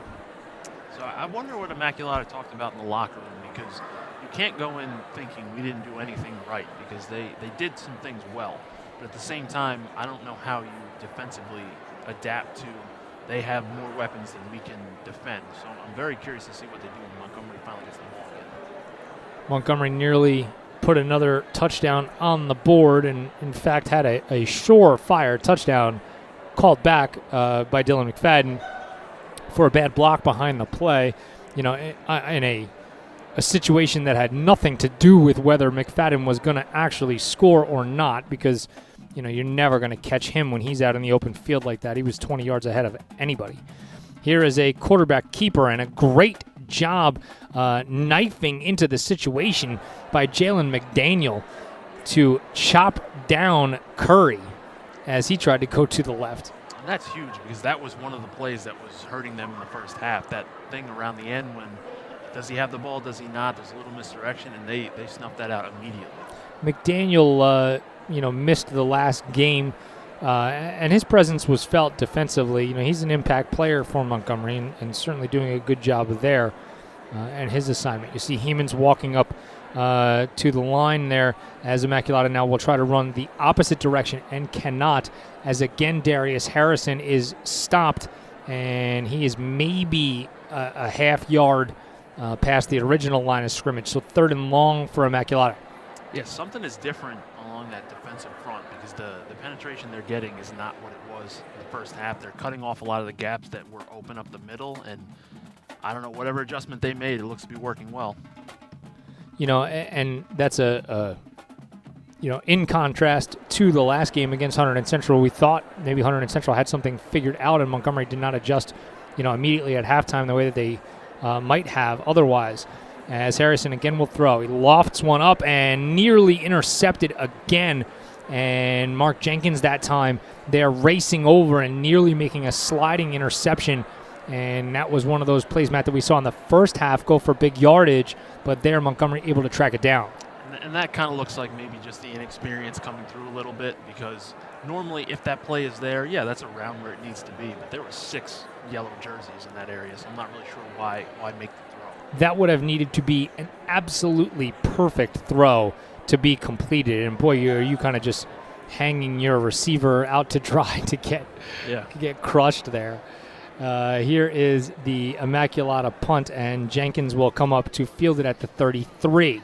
He cuts it back upfield, and he's got a nice return, and he is, kind of wrung down by the neck at the 45-yard line. Didn't look too pleasant. Great job by Jenkins on that return. A decent punt that time by Lucas Scott. So Montgomery in pretty good field position, Matt, to begin here in the second half. And I suspect that they'll get back to the ground game to get things moving here. Yeah, I think so. I mean, it may be some misdirection, but at the same time, just test out the run game, run some clock, and if it doesn't work, you know that you have other things that do. So we'll see what they do here as they come out with split backs in the shotgun. Pharrell Allen to the left of Benitez, and it's going to be Alex who has it on the keeper, and he's got, again, good yardage, and he's got another Montgomery first down into Immaculata territory. That was excellent. I mean, he faked the handoff. He at least showed it a little bit, but 10 yards straight ahead, you'll take that every time. And, that's also one of those things that, we looked at, and that was a running play. I'm not trying to say that, that it wasn't or make, too much out of something that isn't. But, you do these things. You put things on film, game to game, drive to drive, even year to year, so that maybe next year, if this is the situation again, there's a pass option off of that. That, you're always looking for that next iteration of the play. And, obviously, all run there. And now Benitez will throw as he goes over the middle. This is caught complete, first down, and just outside the 35-yard line, and that was Ryan Curry. You got to like Curry finding a little gap in the zone there. I mean, he settled down. He looked like, an experienced receiver out there. Good for him. Gain of about 9, and, it's funny. You saw him, and probably if he had just caught the ball and gone down, he would have had the first down, and he bounced back thinking he could make more of it. And that, that is a star athlete thing. He's so good on the basketball court. He sees things that maybe others don't. Sometimes you can get there, sometimes you can't. He's still finding his way on the football field for sure. But again, second down and short now for the Cougs. Benitez and Pharrell Allen in the backfield, and it will be Benitez to throw. He's loading up, throwing up the right side. Single coverage out there, looking for Brooks Dahl, and that is incomplete. Coverage again out there by Darius Harrison, the quarterback on Brooks Dahl, and Dahl has a huge height advantage on Harrison there, as Dahl goes 6'3", and Harrison just 5'9". I mean, the throw a little underthrown. I mean, not a terrible throw by any stretch, but at the same time, that gives the advantage of a somewhat shorter defender to be able to get underneath it and disrupt the pass. A lot of contact there. I saw you reaching for your belt for the flag there. If I had one, I might have thrown it. I might have. Good for you. That's what I like to see. Fledgling lacrosse official Matt Pogue. Who will be a dynamic one at that, as Benitez on third down. He's got a lot of running room. First down and more for Montgomery as he approaches the 20-yard line, and he'll be spun down out of bounds at about the 22. First down for the Cougs. he makes plays that aren't easy look so easy. Like finding that space and hitting the gap when he does, it's not an easy thing to do, but the way he plays and the way he's seeing things ahead of time just makes everything look smooth.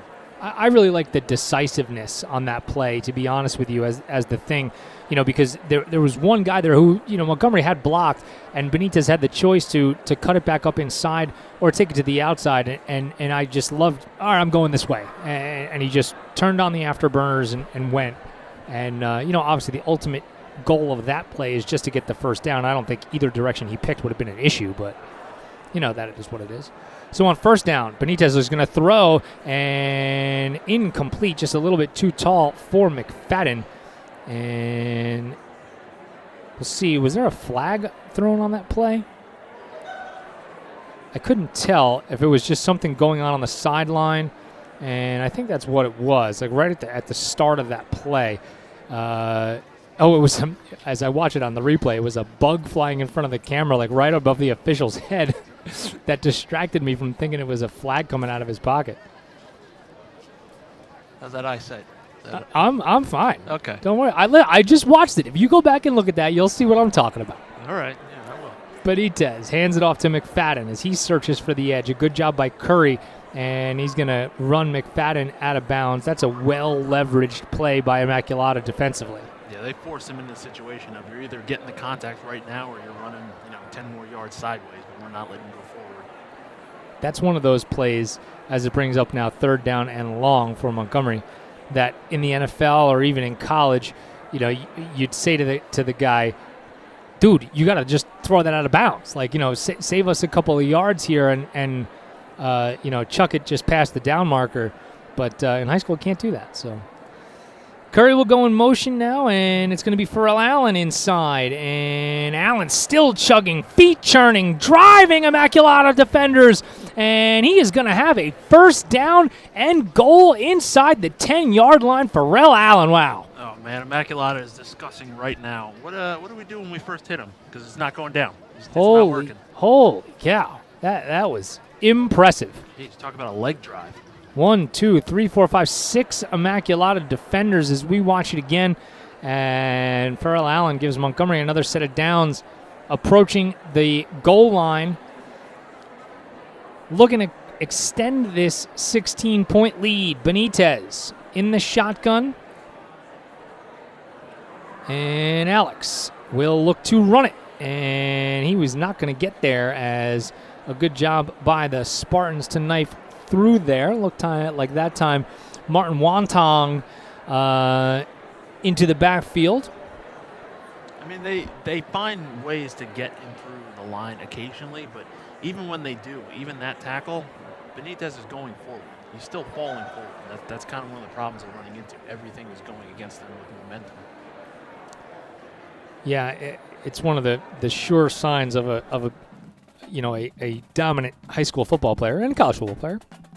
Benitez again, now looking for room, and again, he is going to walk into the end zone. His third touchdown of the day. Montgomery and Alex Benitez add to the lead. It is now 28-6. No doubt about it. That first play got stuffed. He ran it right again and said, no, I'm getting in the end zone this time. Adding to that career point total for Benitez, he is now up to 179 career points, just 13 points shy of J.T. Tartikoff, the Montgomery career leader. Here's the muddle huddle. Let's see what Montgomery does here. They snap it out to the right to Allen, and Pharrell falling into the end zone. Does he get there? Can't see by the official's signal.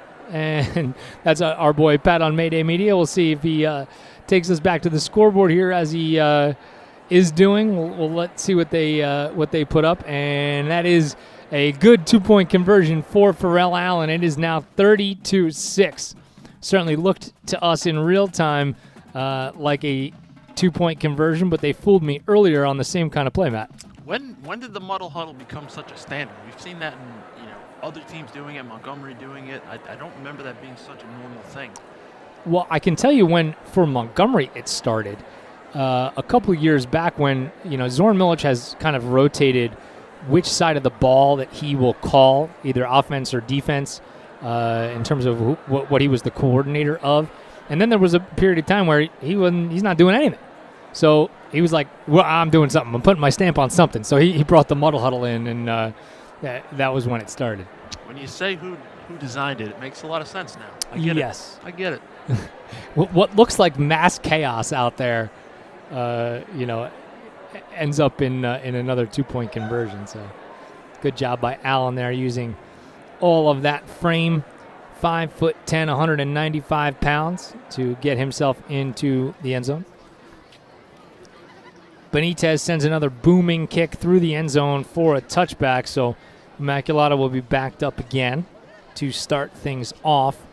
And Matt, that first drive of the second half, really just a continuation of everything that we saw in the first 24 minutes. I mean, they ran the ball, they passed the ball, they created confusion with some of their plays, and if they continue to do this, eventually we're going to have subs in the game because they are deciding what to do, and it is working. Keith Glock and Matt Pogue with you live from my basement in Lawrenceville as we are using the Mayday Productions feed of Immaculata Montgomery. Certainly with Pat from Mayday Productions, one of our buddies, permission, and we appreciate that as a great tackle in the backfield by Montgomery. Like Danny Boyer really upended him, got as low as you could go. Boyer's been a guy that we've seen, really make impactful plays defensively all season long, and today just, certainly no exception. It's good to see that draw play get stuffed again. They seem to have figured out something that works a little better. Sometimes it's very small adjustments, that make differences in plays like this. And Immaculata will look to throw on second down, and escaping and now throwing, caught complete for about 6 yards out in that direction was Curry.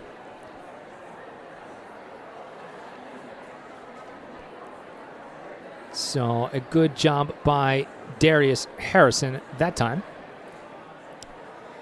And they are going to actually give him a first down on the play. Nose of the football, I suppose. It's the nose of the football is not spotted at the 30-yard line. No, even from here. No, it's spotted shy, but they gave him the first down. So whatever you think of that. But first down for Immaculata either direction.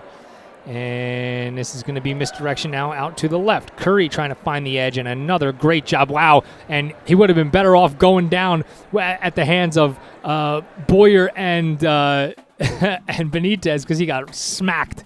Yeah, that was one of those plays where every playmaker knew this is what we're designed to do. We need to sniff this out, and they were there ahead of time. Let's see if I can see who the punishing hit on the end of that play was, and is that Hassanen? I was looking to see, and yeah, Adam Hassanen just came in and finished Curry off. That's the dream hit. He's ready for you on a tee. Great job by Adam Hassanen on that play. So a second down now for Immaculata, and another huge hit out there. Oh my goodness, as Darius Harrison just got absolutely laid out. I think that was Alex Haymans delivered that one. Let's see if we can check that out again as we watch the replay here in Lawrenceville. As, wow, Harrison just looked like he tried to pull up, and a humongous stick out there. You were right, that was Haymans. That's a great job by... That's what you call a sure tackle. Oh, my goodness gracious. So third down and about 5 for Immaculata, as Harrison will roll to his left. Now he's going to try to run, and he's going to be corralled down short of the first down. Another good job that time by Jalen McDaniel. I mean, that's a sign of confidence, too. You're no longer just attempting a tackle. You are surely going into it knowing we are ending the play right now. So Immaculata will be forced to kick it away again, as they'll send Lucas Scott back deep to kick.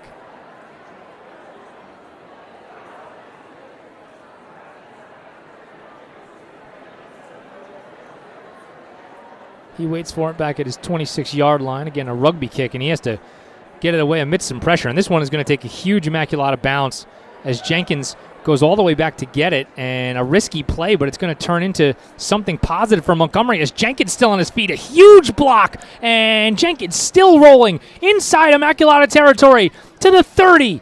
And there's a flag down in the area where the punt was made, and then a flag right at the end as Jenkins got face masked. Now, obviously, we're not live in Somerville, so I can't tell you whether there was a foul on the block or not. That's a tricky situation, the rule being that you can't lay down a block where you're headed back towards the goal line in which you're attacking.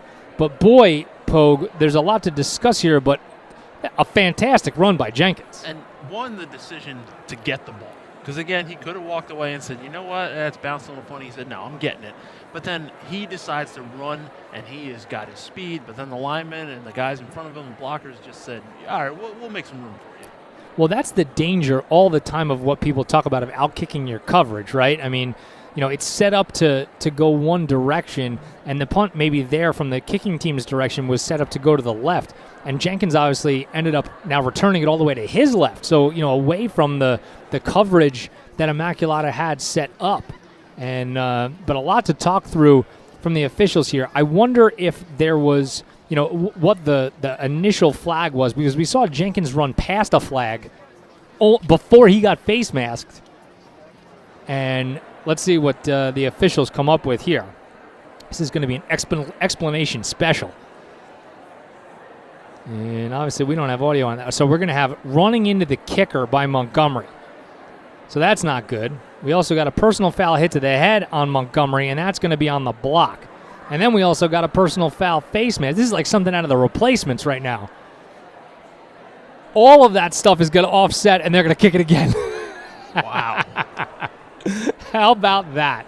You guys did a lot of stuff you're not supposed to do. Do it again. Yeah. All that was no good. By the way, number 9, you're winded, but go back there and do it again. That's how we roll. Oh, my goodness gracious. Man. So, yeah, you know, you feel bad for Jenkins on a play like that. You know, all that stuff negates. You ran 40 yards back to get the ball. You ran another 85 on the return. And, by the way, somebody grabbed you by the face to tackle you. And it just means you got to do it again. Especially those guys on the receiving end of those pancakes. Those didn't count, but you felt every bit of them, and now you have to get up and do it again. No doubt about it. 3:35 to go in the third quarter, as you see here from Pachamoose from Mayday Productions, as we are tagging on to their feed of this ball game and bringing it to you live on the Mire. Keith Glock and Matt Pogue. That's a tough act to follow. Yeah. Now, there's a discussion obviously continuing on the field between the officials and Immaculata. Now, should this be the correct call? Unless they're going to change something right here, they need to tell him to get off the field. You know, I would say I would love to be able to tell you what the situation is. We certainly don't have enough knowledge of the rules here. Whatever just got said by the Immaculata coaching staff is prompting another discussion by the officials. So it seems like there was at least a point to discuss. Yeah. Which, you know, that's, you know, what you want. And I guess they're talking about where the ball is going to get spotted. And that is exactly what it was. So good job by the Spartans coaching staff there. There was a lot to process on that play. I mean, when you have that many personal fouls, it is strange that there will be no yards gained either direction at all. But re-kick. Do it again. Do over. So replay. Lucas Scott back to punt it away. And he is going to, looks like, take off this time. He's going to look to run it, and he's going to have a first down. So, you know, that's one of the things with the rugby punt, and especially when your punter is also your running back. You talk about a change of fortune there. I mean, you got to take advantage of that. If you know you're going to roll out to kick anyway, the defenders have a tough time with that because you look like you're going to kick it. They're not going to start charging at you, so they have to stay home and defend. And that's one of the things, too, you know, a rugby-style punt situation, which is what that is defined as for those who don't know. The punter is either right-footed or left-footed. the rugby-style kick only goes in one direction. So you really only, it's not like, a case of which side do I need to defend, because he's only going to go to his right, unless it's a legitimate fake, which does not bring the kick into play, which might go to the left. But it is what it is. New set of downs, on first down for Immaculata. And again, Scott will bounce off of a Montgomery defender and roll for a few. Another good job by Adam Hassanen. They really have figured out a way to minimize that misdirection.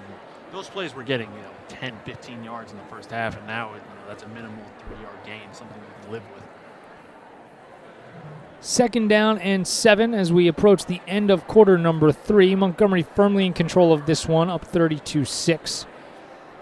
And Scott will actually hand to Curry on a handoff, and he is drilled out of bounds that time by Danny Turner. Wow. Yeah, that was a message. Turner lowered the boom on that play as Curry approached the sideline. And that's one of those that's, so close to a personal foul because of, where you are. But give Curry credit. He was not going out of bounds. He was lowering his head to try to get some contact. And contact he got. I mean, if you want to stay on the field, that's what can happen then. So now a third down and about 4.5 as Immaculata will stick to the ground, and Curry is going to be dropped in the backfield again by Jalen McDaniel. And their run defense has been a different team this half. No doubt about it. As it'll bring up fourth down. We're going to have a officials conference. It looks like the official is calling Curry and McFadden over to give some instructions to both squads. If I had to bet, this was because in the last two plays you saw, potentially a little bit of talk after the play is over, and I think that's a good job by the official there. Something I have done, maybe not that blatantly out in the open between a play like that, but you grab a captain from either team and you say, I need you to get a hold of this before I have to start getting involved. And I think that's probably what that was right there. Game management, always needed. Always needed. Fourth down, big fourth down for Immaculata. And this is going to be, I think, short. I do not think that Harrison has it. No, that spot looks short. I actually don't even think it's close. I think he needed, Harrison knows it. He knows it. Yeah. They needed the 44, almost the full 44, and he was down at the 45. So a good job by Montgomery, a good spot by the officials, and the Cougs take over. I mean, with the offense the way it was, I don't know that they're outright attacking, but I do think that what they're running seems to be generating enough yards where they will keep scoring.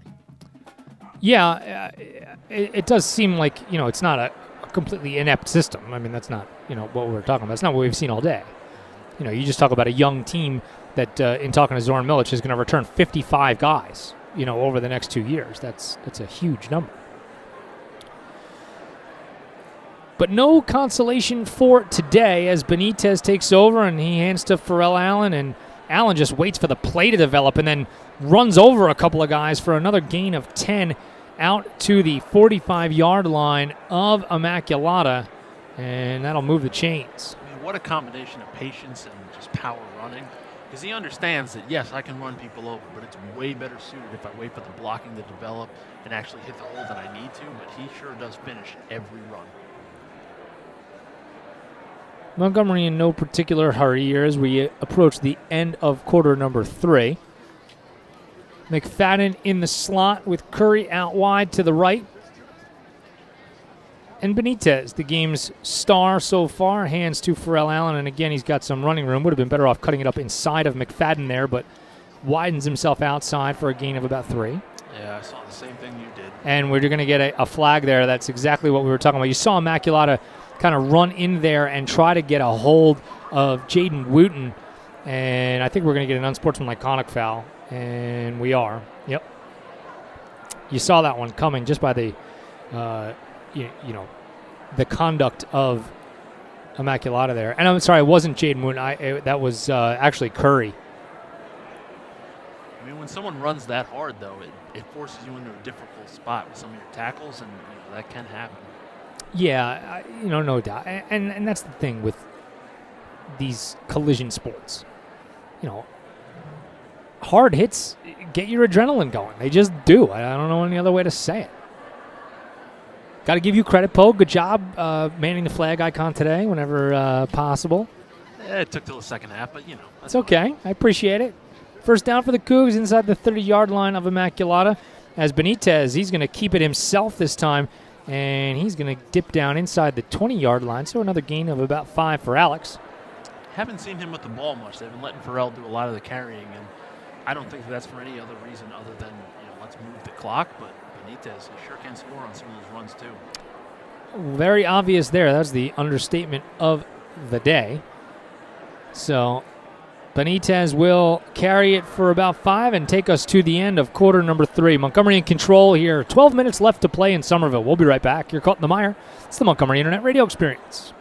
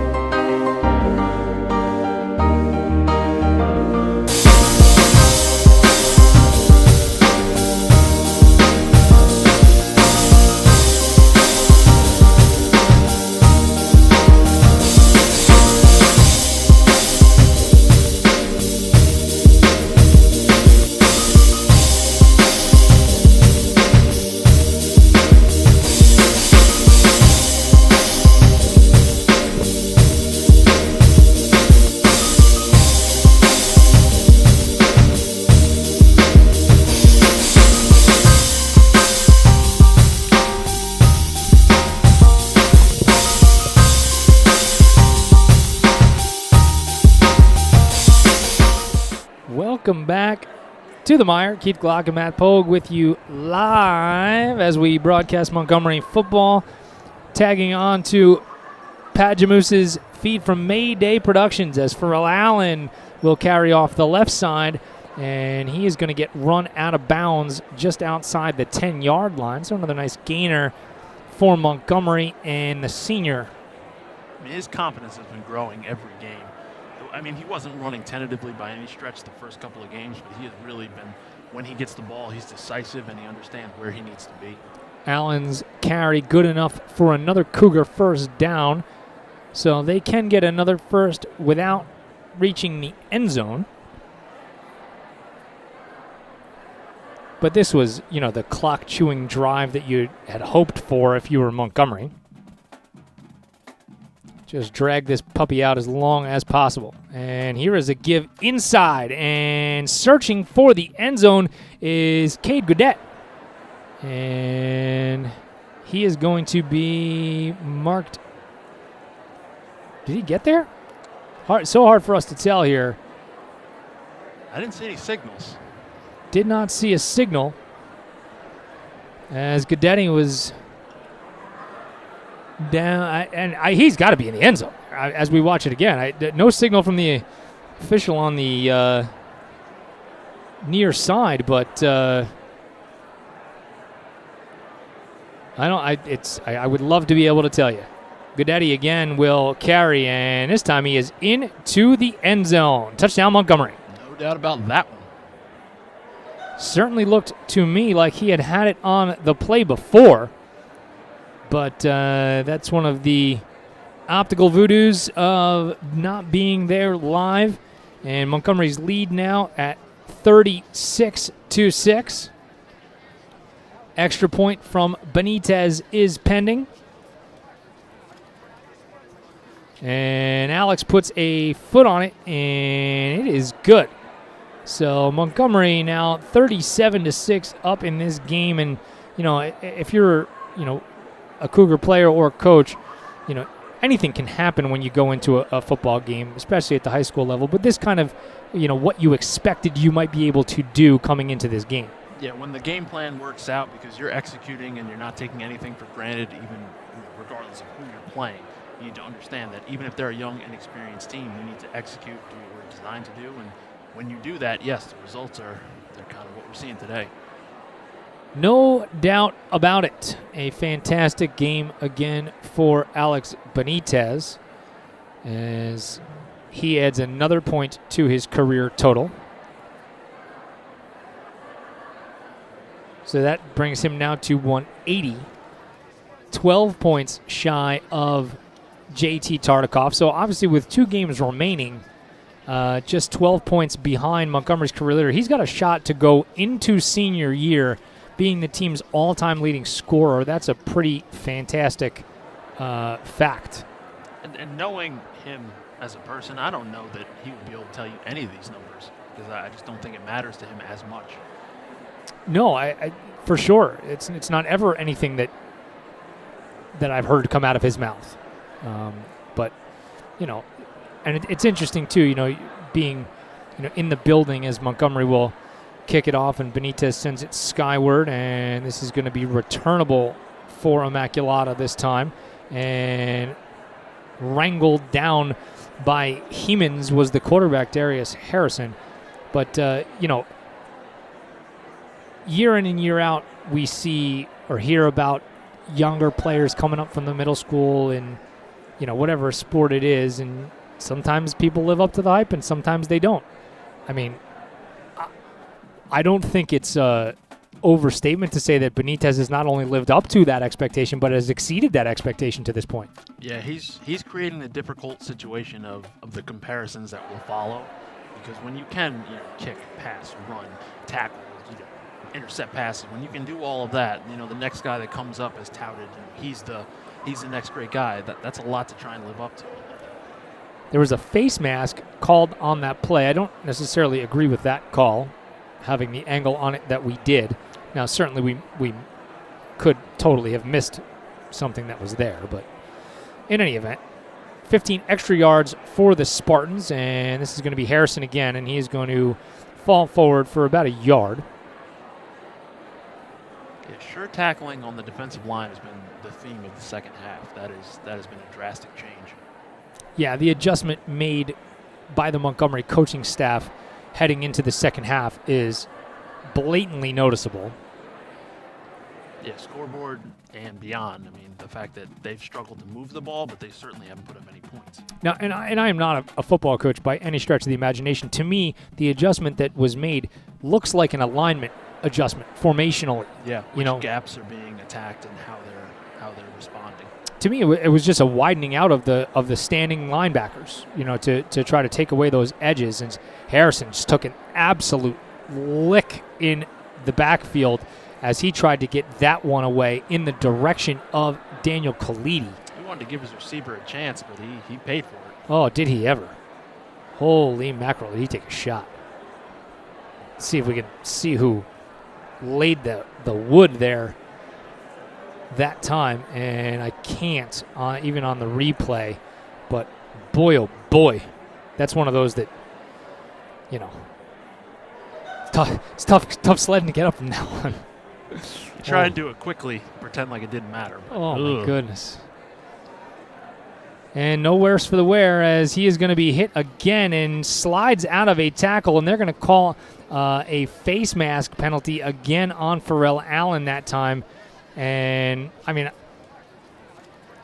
I don't know. Was that a face mask, or did he just grab him by that jersey? It's high, but I don't know that it's helmet. But again, we're far away, but still, it looked high. But I don't know about him. We'll check it out again here, and I'll see if I can tell you. Yeah, He Allen got the initial right hand got up to the head of Harrison. So that's I think that's a good call.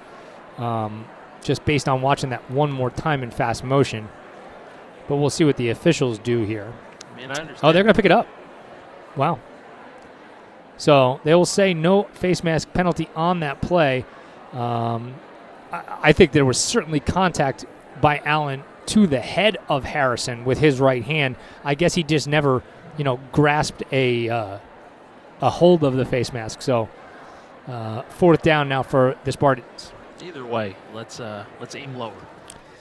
Well, in Pharrell's defense there, I mean, it's when all 5'9" of him is already ducking. I mean, it's, sometimes hard to get lower than what 5'9" can go when 5'9" is as slippery as Darius Harrison is. That was a great rationalization right there. Thank you. I appreciate that. Good kick. That time by Scott, and Jenkins will take it out. And Jenkins has got another sliver of room, and it's going to take a nice tackle out at the 45-yard line by Daniel Khalidi to save Jenkins from possibly taking that all the way. And another flag comes in at the end of the play, potentially another face mask penalty. That's usually what you see when the flag is thrown at that timing of the play. I mean, these runs have been so decisive. When returners, receivers, running backs, whatever, when they see a gap, they have been quick to that.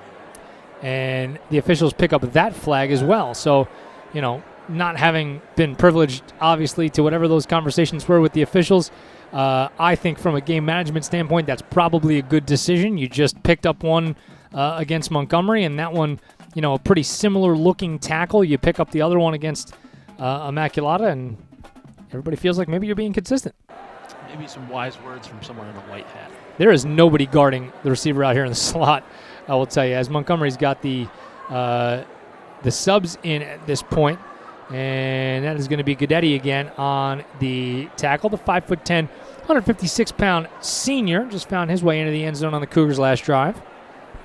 What was going on the bottom screen there? That was confusion, I would say, by the Immaculata defense. Probably an understanding that Montgomery is not going to throw the ball there, and it's just Darius Harrison, giving cushion to Montgomery. Here is a handoff going to the right side, and that is going to be Cam Schmidt, and Cam's going to have himself a nice gain. You got to love some of these guys that aren't normally getting all the touches, seeing some success today. Absolutely. Another first down for Montgomery at the 28-yard line. These are the kind of victories that, we became accustomed to a couple years back. And you just see this team settling into, to its own kind of role. Another handoff up the middle to Guidetti. No, check that. That time, that was Jackson Bullock, actually. Bullock, a good-looking 6 foot, 185-pound running back. Looks the part of a bruising, agile back. Well, he was watching Pharrell all game, and he said, ooh, yeah, I'm going to do some of that. I'm going to do that. Love it. Will Dawson will turn around and hand it off, and then it's kind of running back by committee here for the Cougs. And that time it was Chris Jacobowski. Thought got a little bit of a Mike Allstott vibe from that. Well, yeah, the big 48. I mean, like that's what everybody thinks when we. It's like, where'd you get those shoulder pads, man? Those are huge. Yeah, you get a little cowboy collar going there, we'll be all right. So Dawson again under center.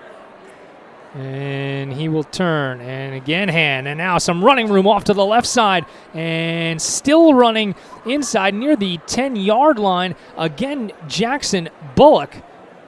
And, boy, that's tough to bring down there as he runs with a lot of power. It's been plug and play. I mean, they're not trying to run up the score. They're just trying to run some offensive plays to end the game, and they are executing and it is showing. I'm not a doctor, and I'm not alleging anybody's lying, but if that's 6 foot 185, then I'm like 6'2", 260, because Jackson is a bigger boy than 6 foot 185. Is that a self-submission? Is it like an estimation? I don't know. I don't know what that is, but it's powerful running is what it is. First down for Montgomery.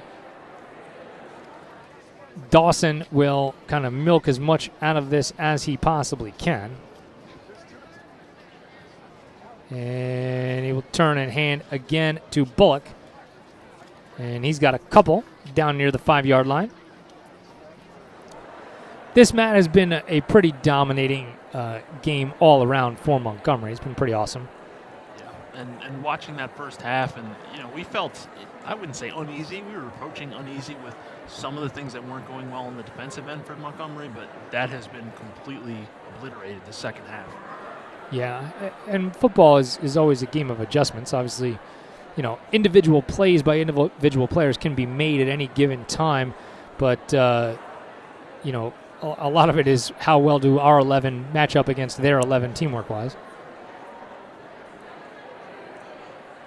Bullock and Schmidt in the backfield, and this is going to be Dawson, actually. I think Dawson was expecting somebody, and the ball is out, and let's see if they're going to say that his progress was stopped or not. It looks like they are, so Montgomery's going to keep that ball at the 8. I think that was a little bit of confusion there, Pogue. Yeah, he did not. When he turned the corner, it did not look like he was expecting to have the ball when he did it. He turned around and looked for somebody to hand it to, and there was nobody home. And, I give him credit for immediately realizing the issue and then just kind of, heading for the goal line. Yeah, just put your head down and go forward. But I'm sure he didn't want to in that situation. Ticking down underneath 5 minutes to go in the ball game. It'll be 3rd down for Montgomery. Dawson, again, just kind of waiting till the back judge is going to give him a count so that he can snap this ball. And this is going to be Cam Schmidt, and he is going to walk into the end zone. Another touchdown for Montgomery. All right, the senior getting some play here. Cam Schmidt making the most of his opportunity there, adding to the Montgomery lead. It is now 43-6. Things are going well. They sure show on the scoreboard. That they are. And this is going to be Jackson Bullock to try to kick this extra point and not Benitez. Jenkins is the holder. And a good snap and a good hold. And Bullock drills one right down Broadway, and he adds the extra point. So Montgomery 44 and Immaculata 6 as we are nearing the 4-minute mark of quarter number 4, and we'll take a break. You are caught in the mire. This is the Montgomery Internet Radio Experience.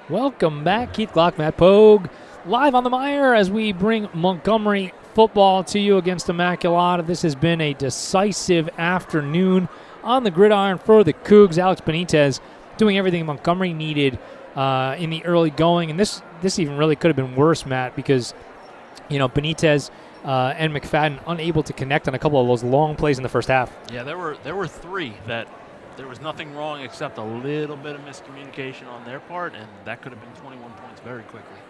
No doubt about it. And the kickoff taken by Immaculata, and a nice job in coverage by Montgomery to not allow too much to Jackson Roberts as he is spun down just outside the 20.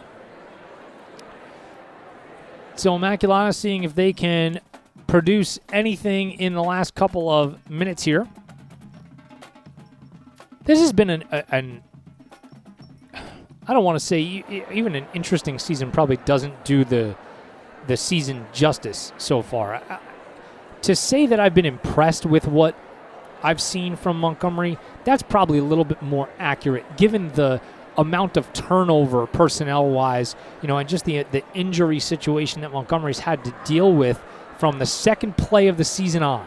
I mean, the expectations could easily drop, but that wasn't the case. They still, wanted to execute, get new guys a chance. Mishandle of the snap that time by Immaculata, and that produces maybe a yard or two from Andrew Curry. But yeah, I mean, I would love to have seen, and I guess maybe I'm maybe overthinking this too. I was going to say I would love to have seen Peaburg or Hillsborough in a situation where Montgomery, had a chance to adjust a little bit. But, that's not to say that if, you lose your starting quarterback on the second play of the game to Hunterdon Central, that the Hunterdon Central outcome isn't different. I just don't know. and I only say this because of the lopsided nature of the score of this particular game, had Montgomery opened the season against Immaculata, perhaps they still might have been able to, come out of that game with a win, and then you have a little more time to adjust to some things, and maybe what's a 3-2 record after this game could have been 4-1, or. I mean, we can do that, but the one problem with that is, let's say you do get that win. Nobody looks at film the same way after a win as you do as a loss. So when you have that loss and you have things to go over and figure out, I think that you make more improvements than you would from sneaking out a win. Deflection by Jackson Bullock, and just maybe a little bit too far out in front of Alex Lemus for him to get his hands on it, but a good defensive play will bring up 4th down for Immaculata, and not a ton has gone right for them today. But yeah, no, you're right. I mean, although, again, I never watched film because I never played football, but I take your word for it. Well, I mean, I watched film mostly because I wasn't in it a lot, but But you were a good rugby player, though. Did you guys watch film in rugby, or did you not care? I did. I made sure to get film. Other people watched not enough film. Not enough film. A fair catch by Jack Stevenson at the 45-yard line of Montgomery. And the Cougars have the ball back here as the rest of this game becomes just academic, as they have put on a show this afternoon in Somerville. Keith Glock and Matt Pogue live with you in the mire. And just to give you an update on what we have coming down the pike, this coming Thursday, we will be live from Cougar Stadium. Scotch Plains comes into Montgomery, and we'll be live. We'll get you an exact time out on social media once we get all the particulars of that nailed down. But we will be live for that. And then hopefully the week after, we will also bring Watchung Hills to you remotely in very much the same vein that we are tonight. Will Dawson will take a knee on that one, as Montgomery just trying to run out the clock. So, 3 straight wins now for Montgomery after a tumultuous beginning to the season. You really have to love that just in general. Yeah, and just to see all the adjustments the coaching staff made to figure out we have these players. We can't ignore the fact that, yes, we would have liked to have other people in other situations, but they figured out a way to make it work. The final seconds in Somerville are ticking away. Montgomery will not need to take another snap, and they are going to win this one 44-6, a dominating performance for the Cougs. Matt, what do you got? Final thoughts? I think that if they can take this momentum and turn it into something else against Scotch Plains, they really could, see that we are a team that we are not no longer the, oh no, we lost our quarterback team. We're the Cougars. We're all right. Our thanks to Pat at Mayday Productions for the use of his feed tonight to bring you this contest. We look forward to Thursday. We'll be back live about 5:30 probably from Montgomery, as the Cougars will host Scotch Plains in one of the +2 games in this COVID-affected season. And for Matt Pogue, I am Keith Glock. Thanks, everybody, for watching.